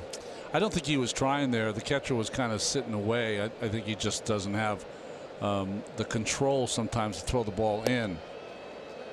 But if a guy was getting, real good swings, and I felt as though I would throw a quality pitch on the outside corner that he would foul back or get a base hit, I would remember that for the next time he was up, and then I'd zing one under his chin.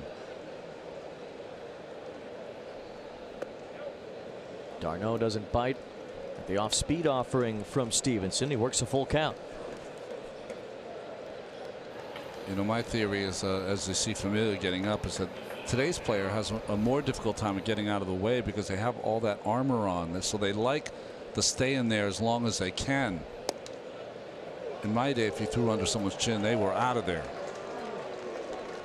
d'Arnaud draws the leadoff walk. We go to Michelle Yu in the studio for a game break, brought to you by your Tri-Honda dealers.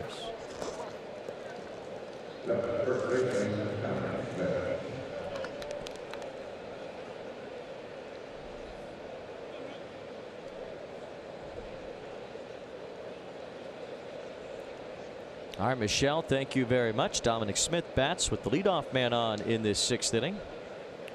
d'Arnaud's been on base a couple of times. Smith couldn't hold his swing. We're seeing reports of a potential August 31st trade coming through, a big one according to Ken Rosenthal. He has the Angels picking up Justin Upton from the Tigers. That's huge. That'll give them some kind of outfield and some pop down the stretch. The Angels feel like they have a chance in the American League wild card. Certainly a lot of teams do, but the Angels only 1 game out. Baltimore with their big winning streak is close now. You notice at the top the Yankees have had the first wild card in lock for a while. They're only a game up on the Twins now and only 2 games ahead of the Angels. Yeah, the Indians took care of the Yankees this last couple of days. If the Yankees aren't careful, they might fall out of this thing altogether.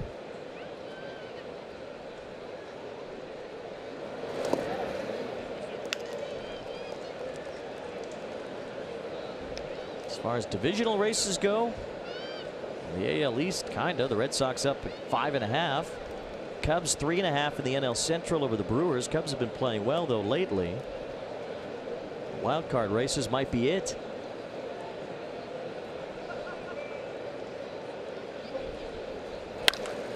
Smith hits what could be a double play ball, and the Reds turn it for 2 outs here in the 6th.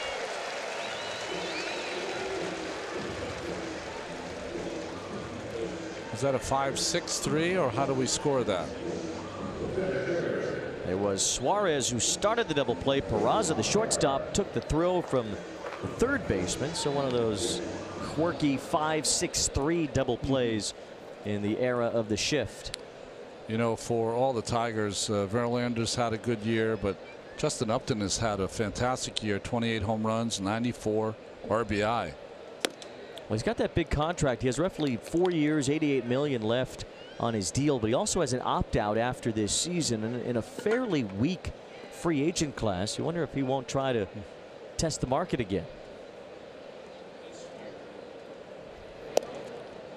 Well, if he does, he'd probably use as a comparable Yoenis Cespedes if he wants that kind of contract. 4 and 110. Cespedes was the only 9-figure free agent last winter.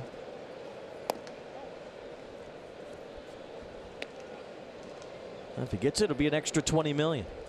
There you go. Seed money.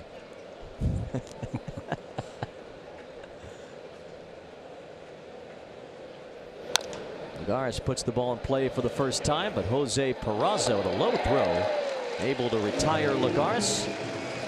And the Mets in the top of the 6th. Leadoff walk leads to nothing. Still 4-2.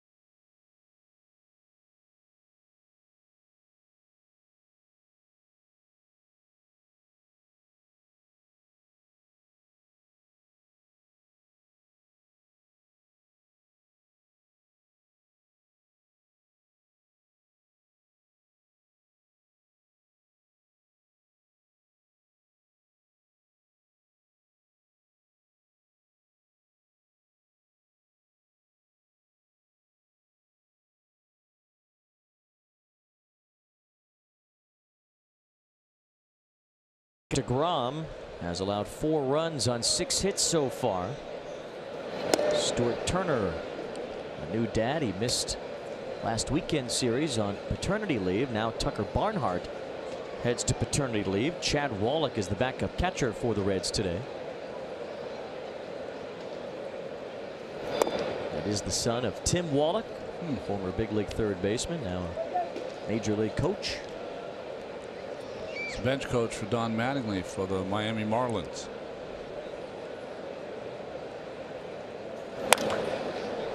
Soft ground ball off the bat of Turner as Reyes throws him out.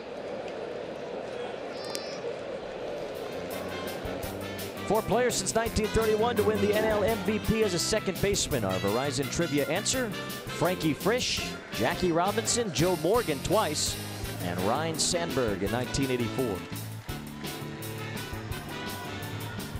Pretty good second baseman on that list. Yeah, I missed Frankie. Joe Morgan was the first hitter I ever faced in the major leagues.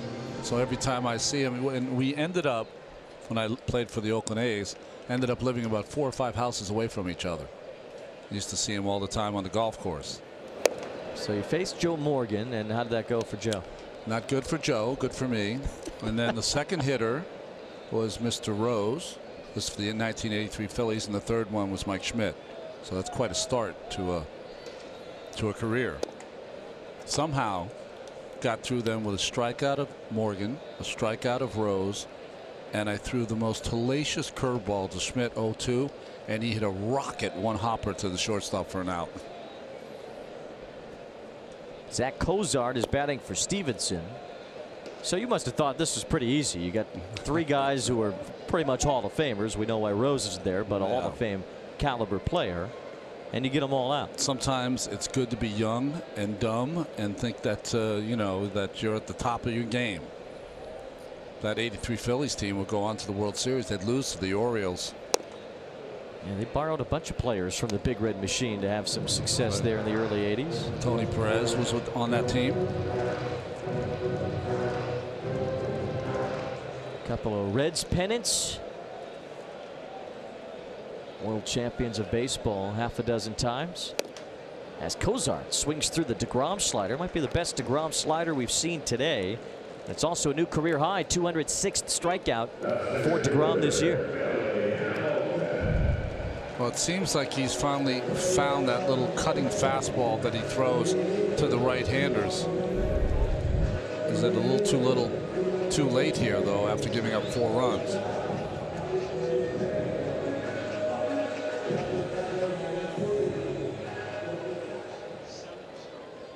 A pretty good day for Robert Stevenson, who's out after 6 innings. As Hamilton bunts. Right in front of home plate, though. d'Arnaud with the easy toss. And Jacob deGrom with his first 1-2-3 inning since the first. Mets will go to work in the 7th. There's Joe Morgan.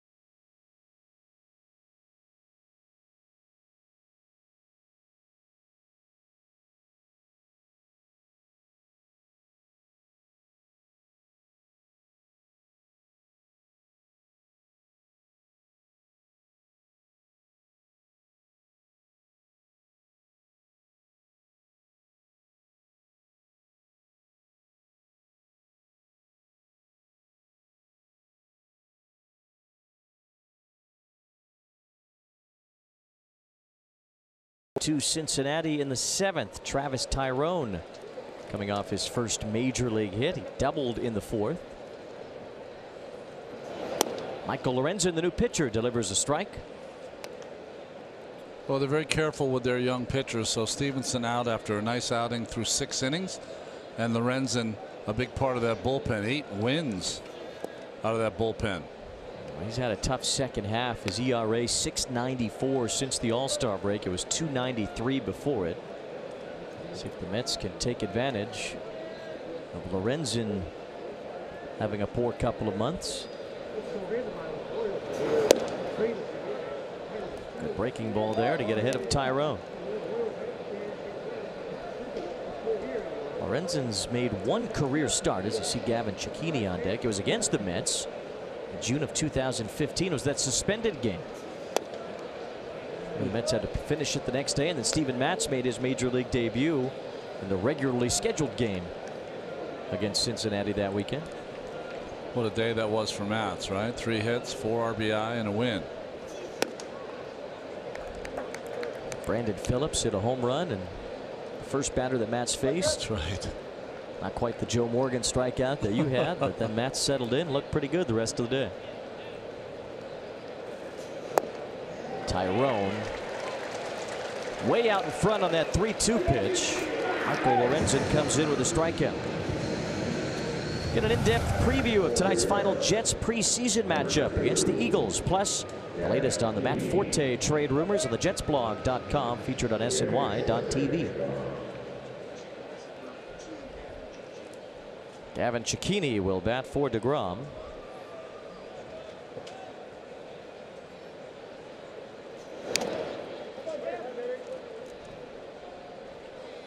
Six innings done for DeGrom, 6 hits, 3 earned runs, so we'll go down as a quality start if you're keeping track of that.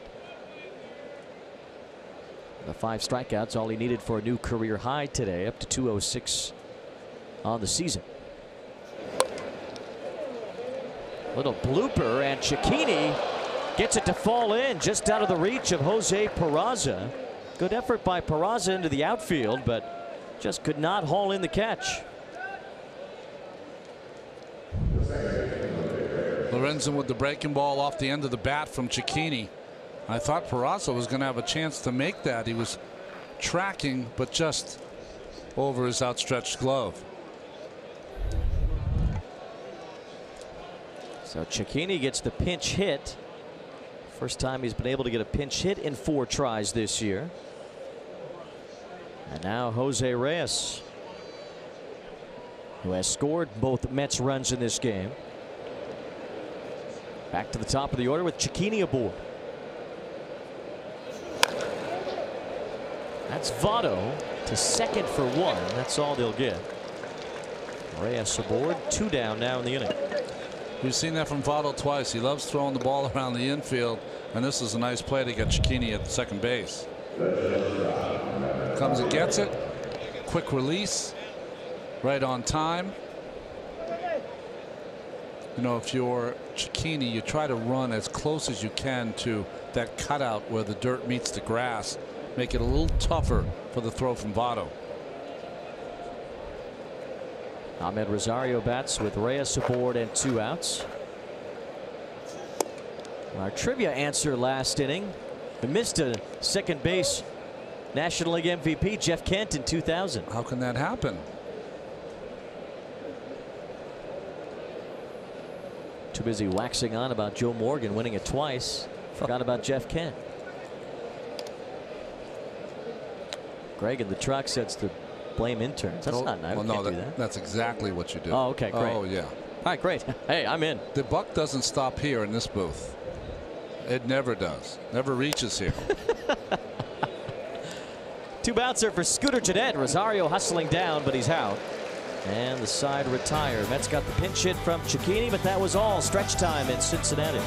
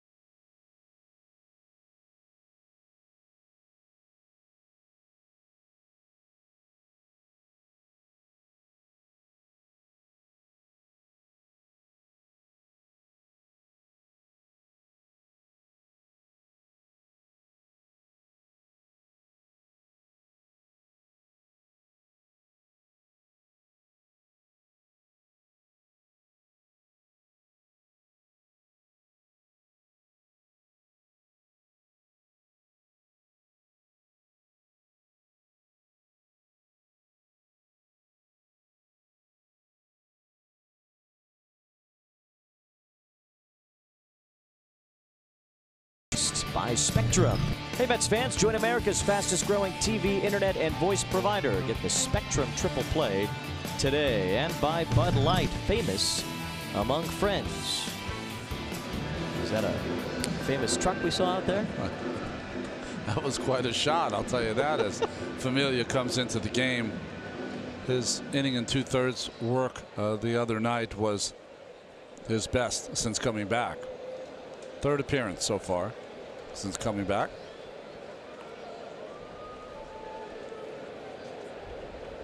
Jose Peraza starts the 7th against Familia. Took something off there to get the swing and miss from Peraza. About as slow pitches as I've ever seen Familia throw, I think.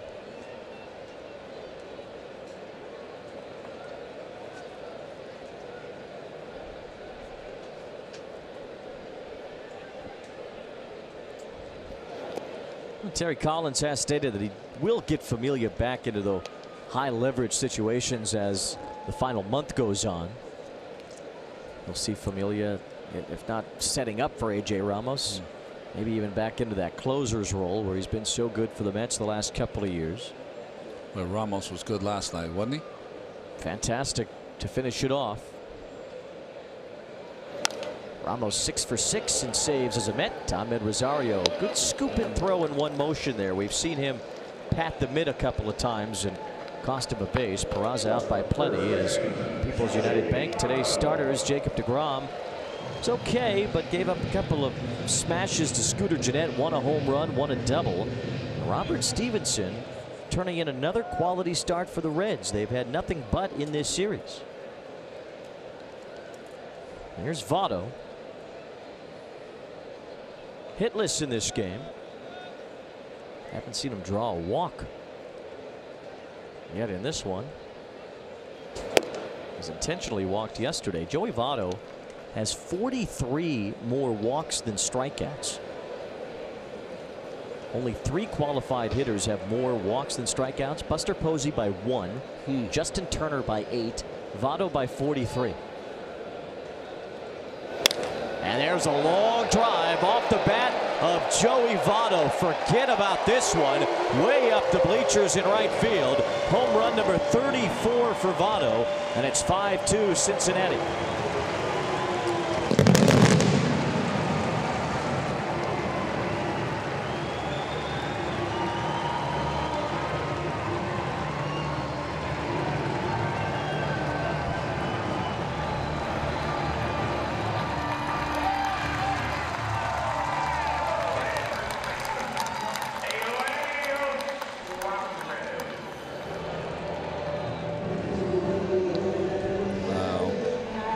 You know, Joey Votto, as soon as he hit that home run, there's a young man there that we're showing was in the front row, and Votto just looked right at him, ran around the bases, and then gave him a high five after that home run.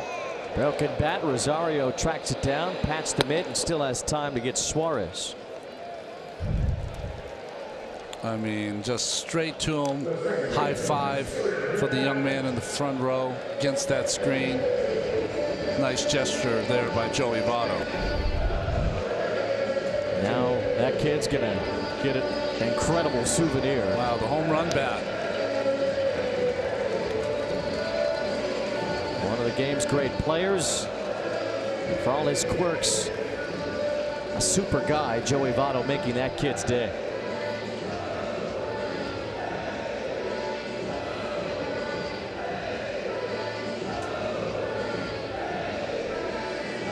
Jerry's Familia will come out of the game after facing 3 hitters, giving up a home run to Votto. As the Mets dip back into their bullpen, now trailing by 3. This call to the bullpen brought to you by Verizon as Jerry Blevins enters for the Mets. Joey Votto making a new friend here in Cincinnati.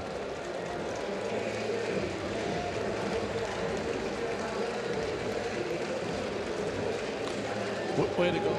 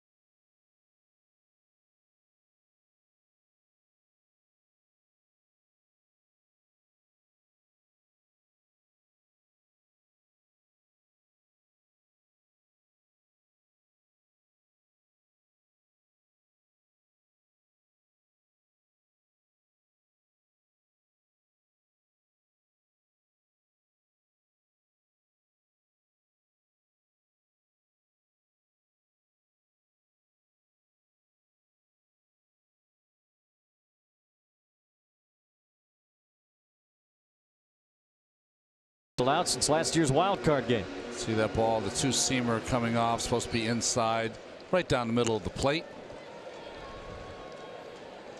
That's about as far as you can hit him. Now Votto's giving the jersey. This kid's going to need a suitcase to bring everything home.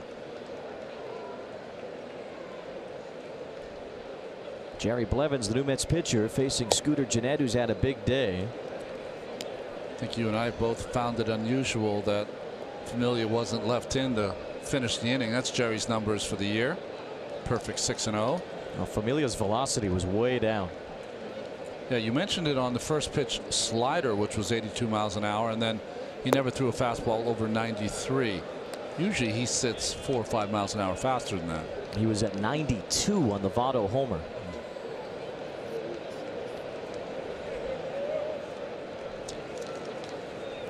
So hopefully for Familia, just a bump in the road and not something more serious causing that velocity dip.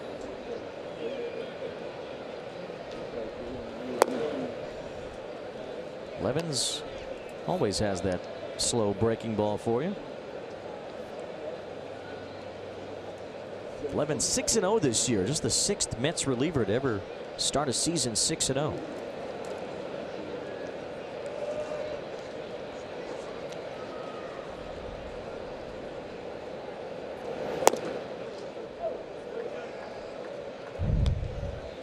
Here's a side swing from Votto. What he's done is just gotten himself to a point where he has such a short, powerful stroke, only swings at strikes, and this is the result. Halfway up the bleachers. Gennett cues it right in front of home plate. That ball went about 1.5 feet, and Travis d'Arnaud retires Gennett to win the inning. But Joey Votto cranks his 34th home run. And Joey Votto making that kid's day. First the high five, he wasn't done yet. How about a baseball bat to take home courtesy of Joey Votto? And one more. The Joey Votto Reds jersey on top of it.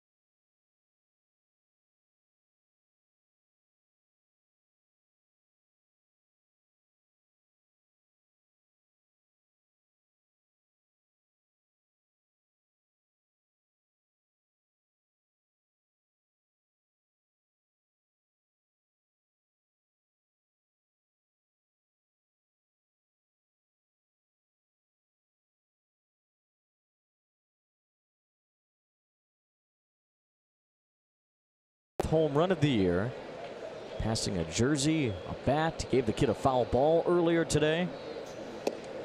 As Asdrubal Cabrera looks at strike one to start the 8th against Michael Lorenzen. This Reds bullpen, they don't mind multiple innings out of their relievers. They do it a lot.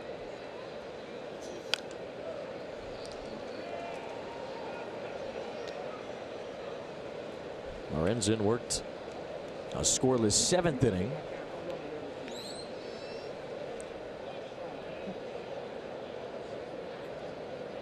Lorenzen was a first-round pick out of Cal State Fullerton in 2013. Got to the big leagues pretty quickly as a starter. He may become a starter again. Brian Price hasn't ruled it out, but feels like Lorenzen is filling a big need in the back end of their bullpen, a much improved bullpen from a year ago. Yeah, he's a great athlete. He went to Cal State Fullerton. He was an outfielder as well as a pitcher. He's hit a couple of home runs as a big leaguer. One of them is immortalized in bronze. Hit a home run after the death of his father, his first game back. His wife's uncle carved a statue out of his swing follow-through. Made it out of clay, cast it in bronze, and gifted it to Michael Lorenzen.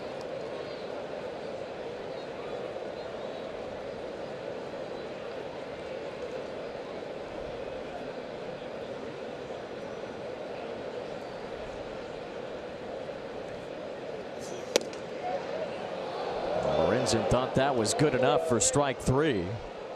Instead, it's a full count. That was a good pitch. Fastball inside, two-seamer, comes back over the inside part of the plate. Could have been called. And that one is called. Maybe a makeup. Home plate umpire Jerry Meals, the crew chief. Boy, Wayne, I haven't heard that in forever. A makeup call by the umpire. It used to happen all the time. They missed a pitch, sometimes they'd give you one. I think Cabrera saw that for Lowe because it certainly caught a lot of the plate. So Cabrera, the first out, he's fanned twice. There's a look at Jerry Meals. He's only 5'8". He's actually one of the shortest umpires in the major leagues. Brandon Nimmo takes ball 1. I don't know if that has an impact on those pitches that are down to the zone, not being able to see over the catcher quite as well. Well, I've always had the theory, and I've never thought about it with short umpires, but that with tall umpires, sometimes it's hard to get the low pitch.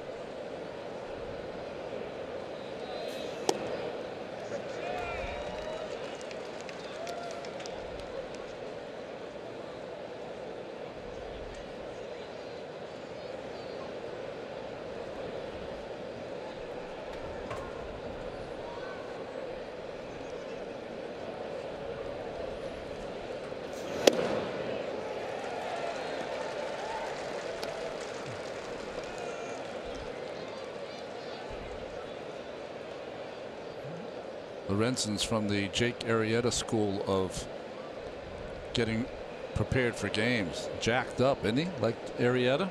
Looks like an everyday player. Nimmo chops this one to the right side. Lorenzen able to scoot over quickly and receive the toss from Votto for the second out. Yeah, Michael Lorenzen's big dude. Yeah, he's put together. That's why he can hit homers. Don't see too many relievers hitting bombs. In fact, he hit a pinch hit home run. It's the first by any major league pitcher in about 8 years. Micah Owings did it in 2009. He was a pretty good hitter. He's a great hitter.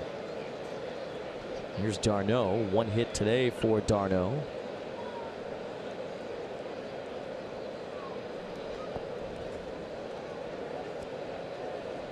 Mets have trailed since Billy Hamilton scored an unearned run in the 3rd inning.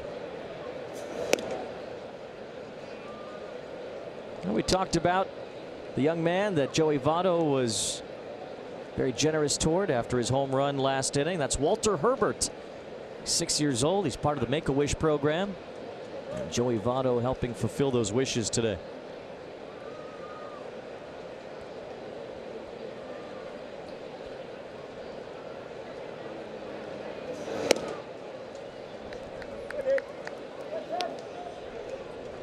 For Walter, it certainly has to be an incredible experience.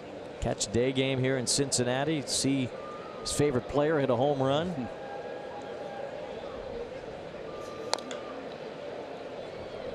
It's funny to see Votto looking back toward him after he hit that ball off of Familia in the 7th. Well, I think invariably what happens since the beginning of time is that when young people meet their favorite players, they'll invariably ask them to hit a home run for him that day.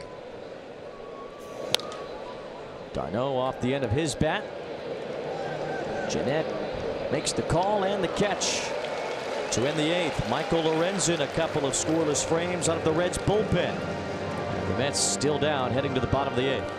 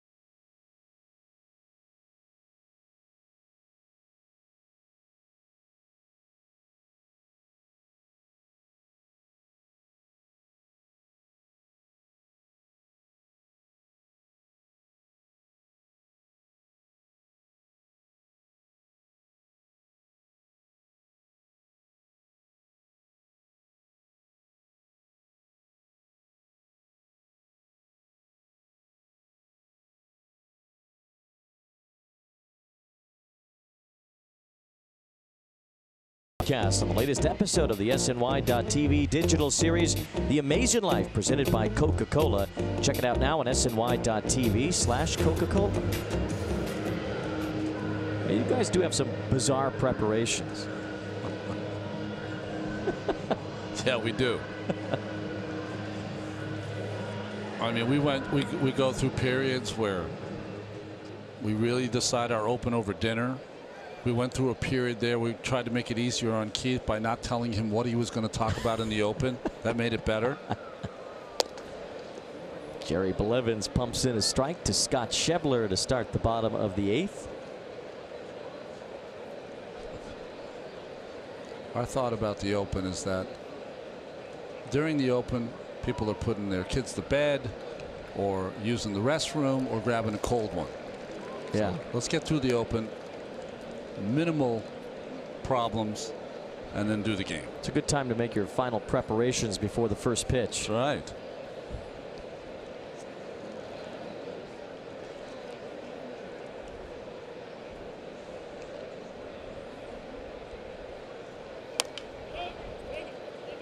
Little bouncer foul off the bat of Schebler. The Mets in danger of losing a series finale for the 16th time in their last 18 series.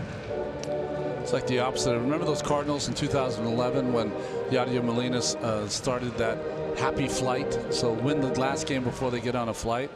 Well, the Mets has just been the opposite this year. That was the year the Cardinals hit like 6,000 with runners in scoring position too.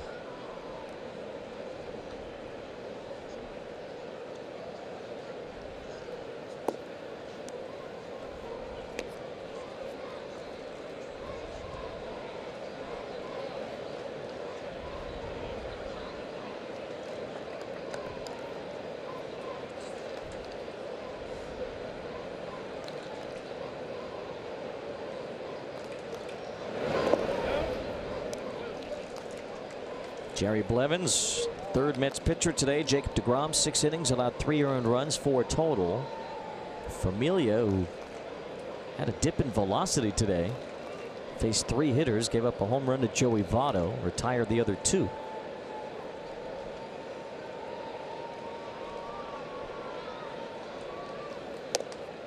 Blevins has run the count full on Schebler.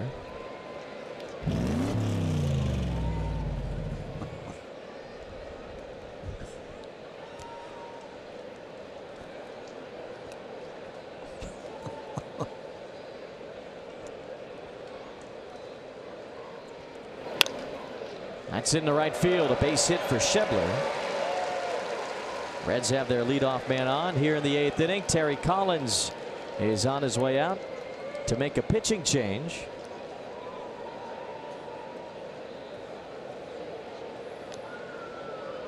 So Jerry Blevins facing 2 hitters. Got Jeanette out to end the 7th.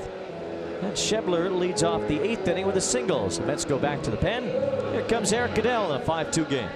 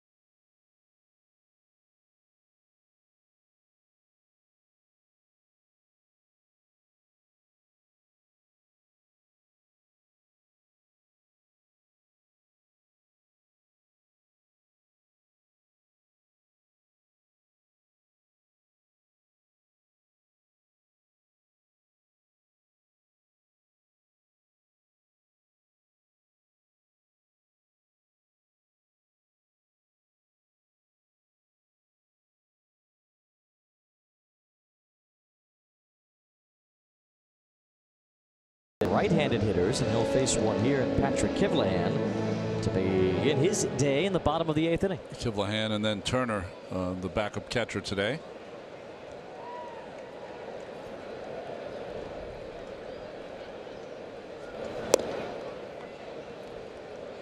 A curveball from Goodell.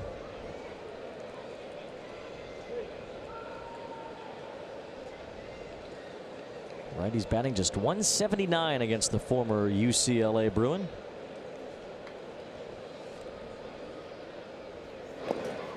That one gets away from d'Arnaud. He doesn't know where it is. Now he does, and Schebler's at second.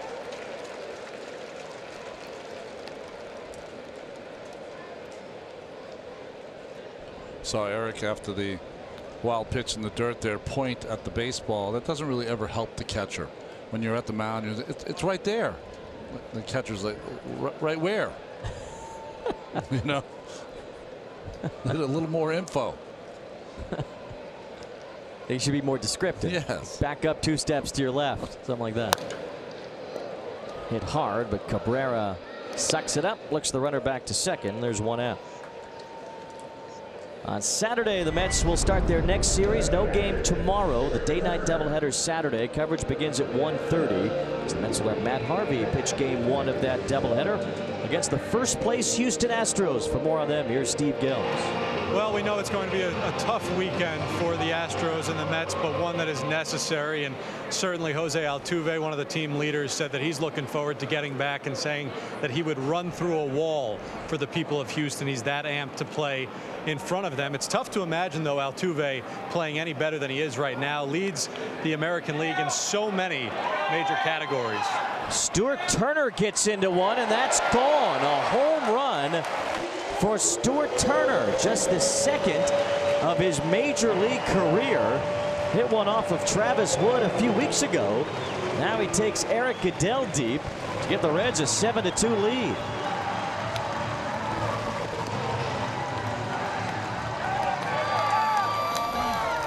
Well, this has been too much of a common occurrence for the Mets relievers. Come in and give up the long ball. Fastball is supposed to be away. Inches back over the middle of the plate. And Turner got all of it.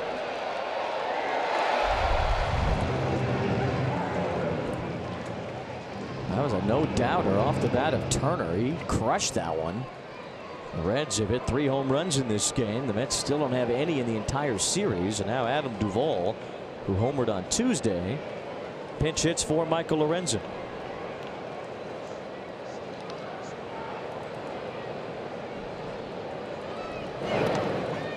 Steve has this uncanny ability to create action during the middle of his hits. Let's go to Steve again. It's really incredible. I would guess about 65% of the time. But continuing with Jose Altuve, leads the AL in so many major categories. Notably, though, batting average, hits, and stolen bases. His batting average right now up to .355.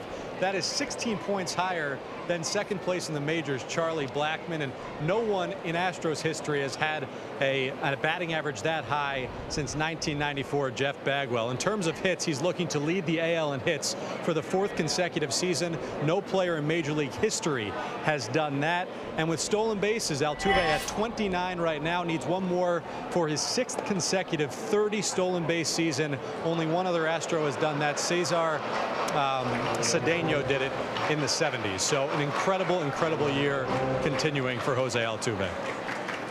Today's actually the anniversary of when the Astros received Jeff Bagwell, the Hall of Famer, in trade. That's right. Boston Red Sox stung with them for a while. Well, the Astros wanted Scott Cooper, who was the 3rd baseman for the Red Sox. And the Red Sox and Lou Gorman, who was the general manager at the time, weren't willing to give up Cooper, so they decided to just throw in Bagwell, who at the time was an infielder at AA New Britain, Connecticut.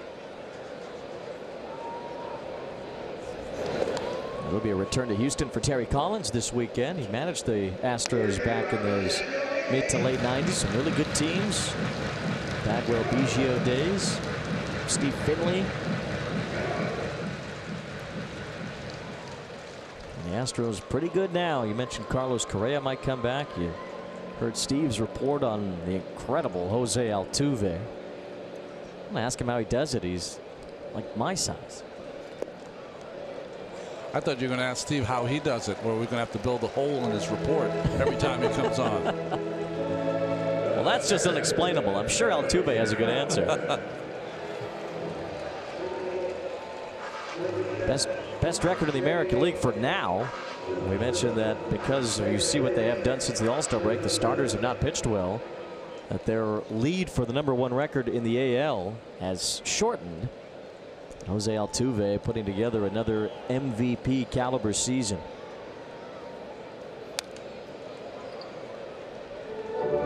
They've been on the road for the last couple of weeks now. They're supposed to be home against the Texas Rangers this week, but displaced because of the hurricane. So they've been in Tampa. Just a quick homestand now. 3 games in 2 days. They go back on the road to Seattle after that.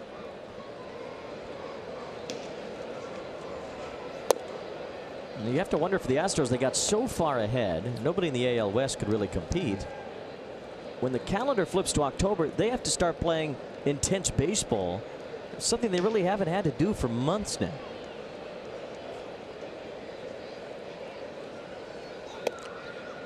Well, they've had a strange run of it after the loss of Correa. They've, you know, not hit as well as they did before. That makes sense when you take a big bat out of the lineup, but they also haven't pitched as well as they did a couple of seasons ago. Dominic Smith bobbles, but he's right on top of the bag as he regains. May have had a chance for a double play had he fielded cleanly, but gets 1 out. Duvall goes to second. Now Peraza will back.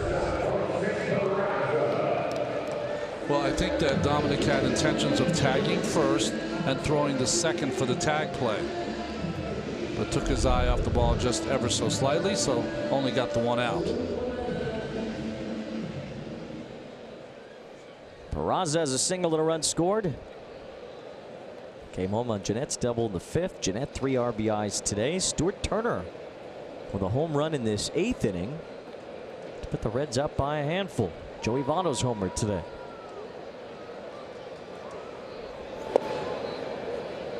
The Mets got a couple of runs early, both scored by Jose Reyes. We've seen just in this series a Mets offense gets swallowed up by a pitching staff that has a horrendous ERA for the season, one of the worst ever in the National League if it holds through the end of the year. And the alley as Tyrone cuts it down. And the inning is over. Reds get 2 more on the homer by Stuart Turner. And it's 7-2 into the 9th.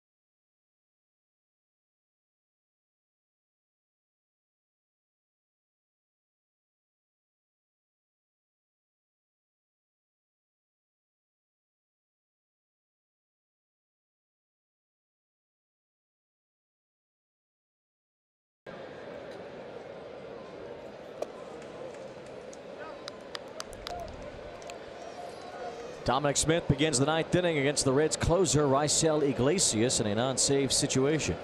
24 saves for the right-hander. You know, he's given up 15 earned runs this year, but 2 have come on 2 swings of the bat. A grand slam by Corey Seager and a 3-run home run by Marcell Ozuna. Other than those 2 swings, his ERA is just above 1. He's had a good year. High pop-up. Scott Schebler has out number 1.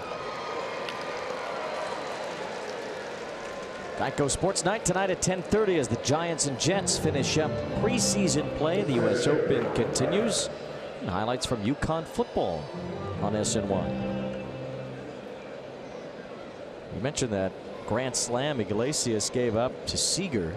That accounts for his only blown save of the year. Lagares hits that one hard. First hit of the series for Juan Lagares.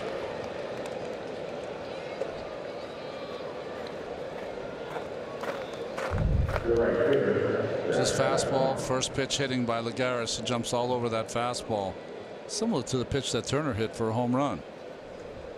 Meant to be away, ends up inside.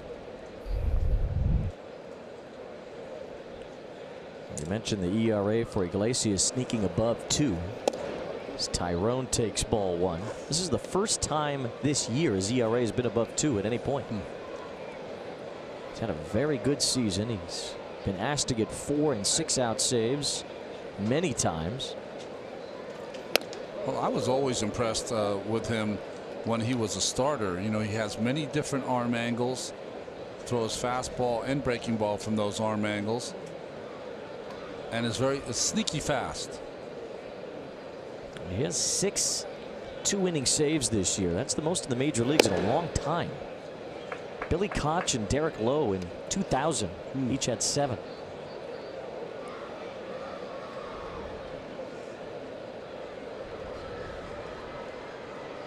Billy Koch with that funny little beard. That's right. Remember him. Tyrone draws a walk. He's been on base twice. And Wilmer Flores will come off the bench to bat for Eric Goodell. Well, we're stuck in that limbo land for closers when they have to pitch, when it's not a closing or save opportunity. Sometimes they struggle.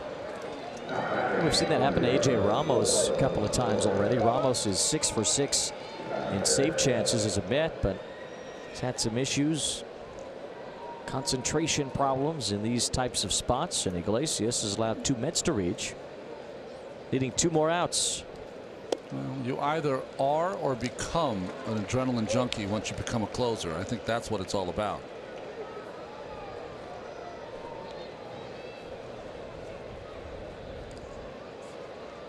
Mets haven't lost a series against the Reds in quite some time. Of course, they haven't even lost a game against them until just recently, until 2 days ago.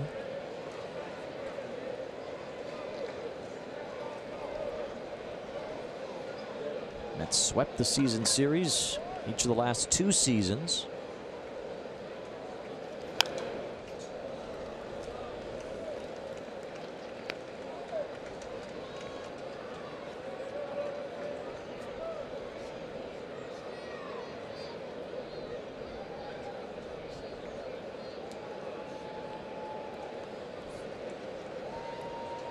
Flores, the active team leader in home runs. Fouls that one back. He's hit 17. His 48 RBIs, the most on the current club. I mentioned it the other day. The Mets have 68% of their home run production for the year not here. They're in LA, they're in Milwaukee, Cleveland. And all doing well in their new homes. Runner goes from second. That's Lagares trying to steal third. As this ball's hit toward Hamilton, he couldn't see it for a moment. Now he does make the catch. Lagares has to scramble back, 2 down.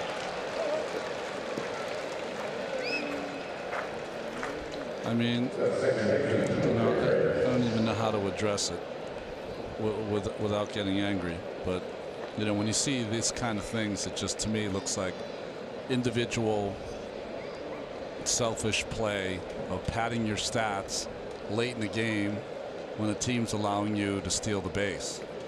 That's what it feels like to me. Could be wrong.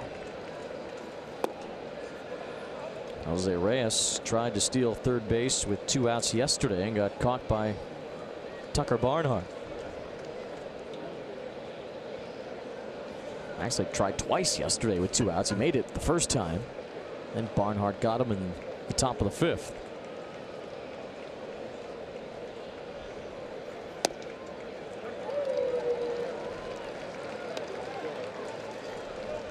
Jose Reyes scored in the first inning each of the 3 games in this series, and from there it turned out to be 14-4 Reds on Tuesday, 2-0 Mets last night, and 7-2 Cincinnati in the 9th inning today.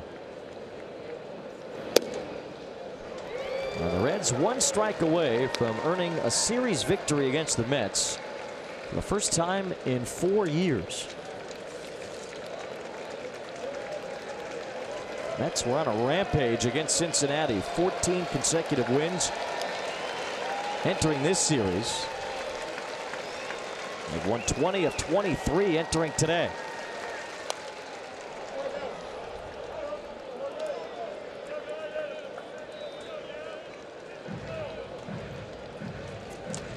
The Mets all time here at Great American Ballpark have the best winning percentage of any National League team. They've gone 31-16 in this place. We know how this season has gone for the Mets. And for the Reds, trying to pull off 2 out of 3. And their first winning month in more than a year.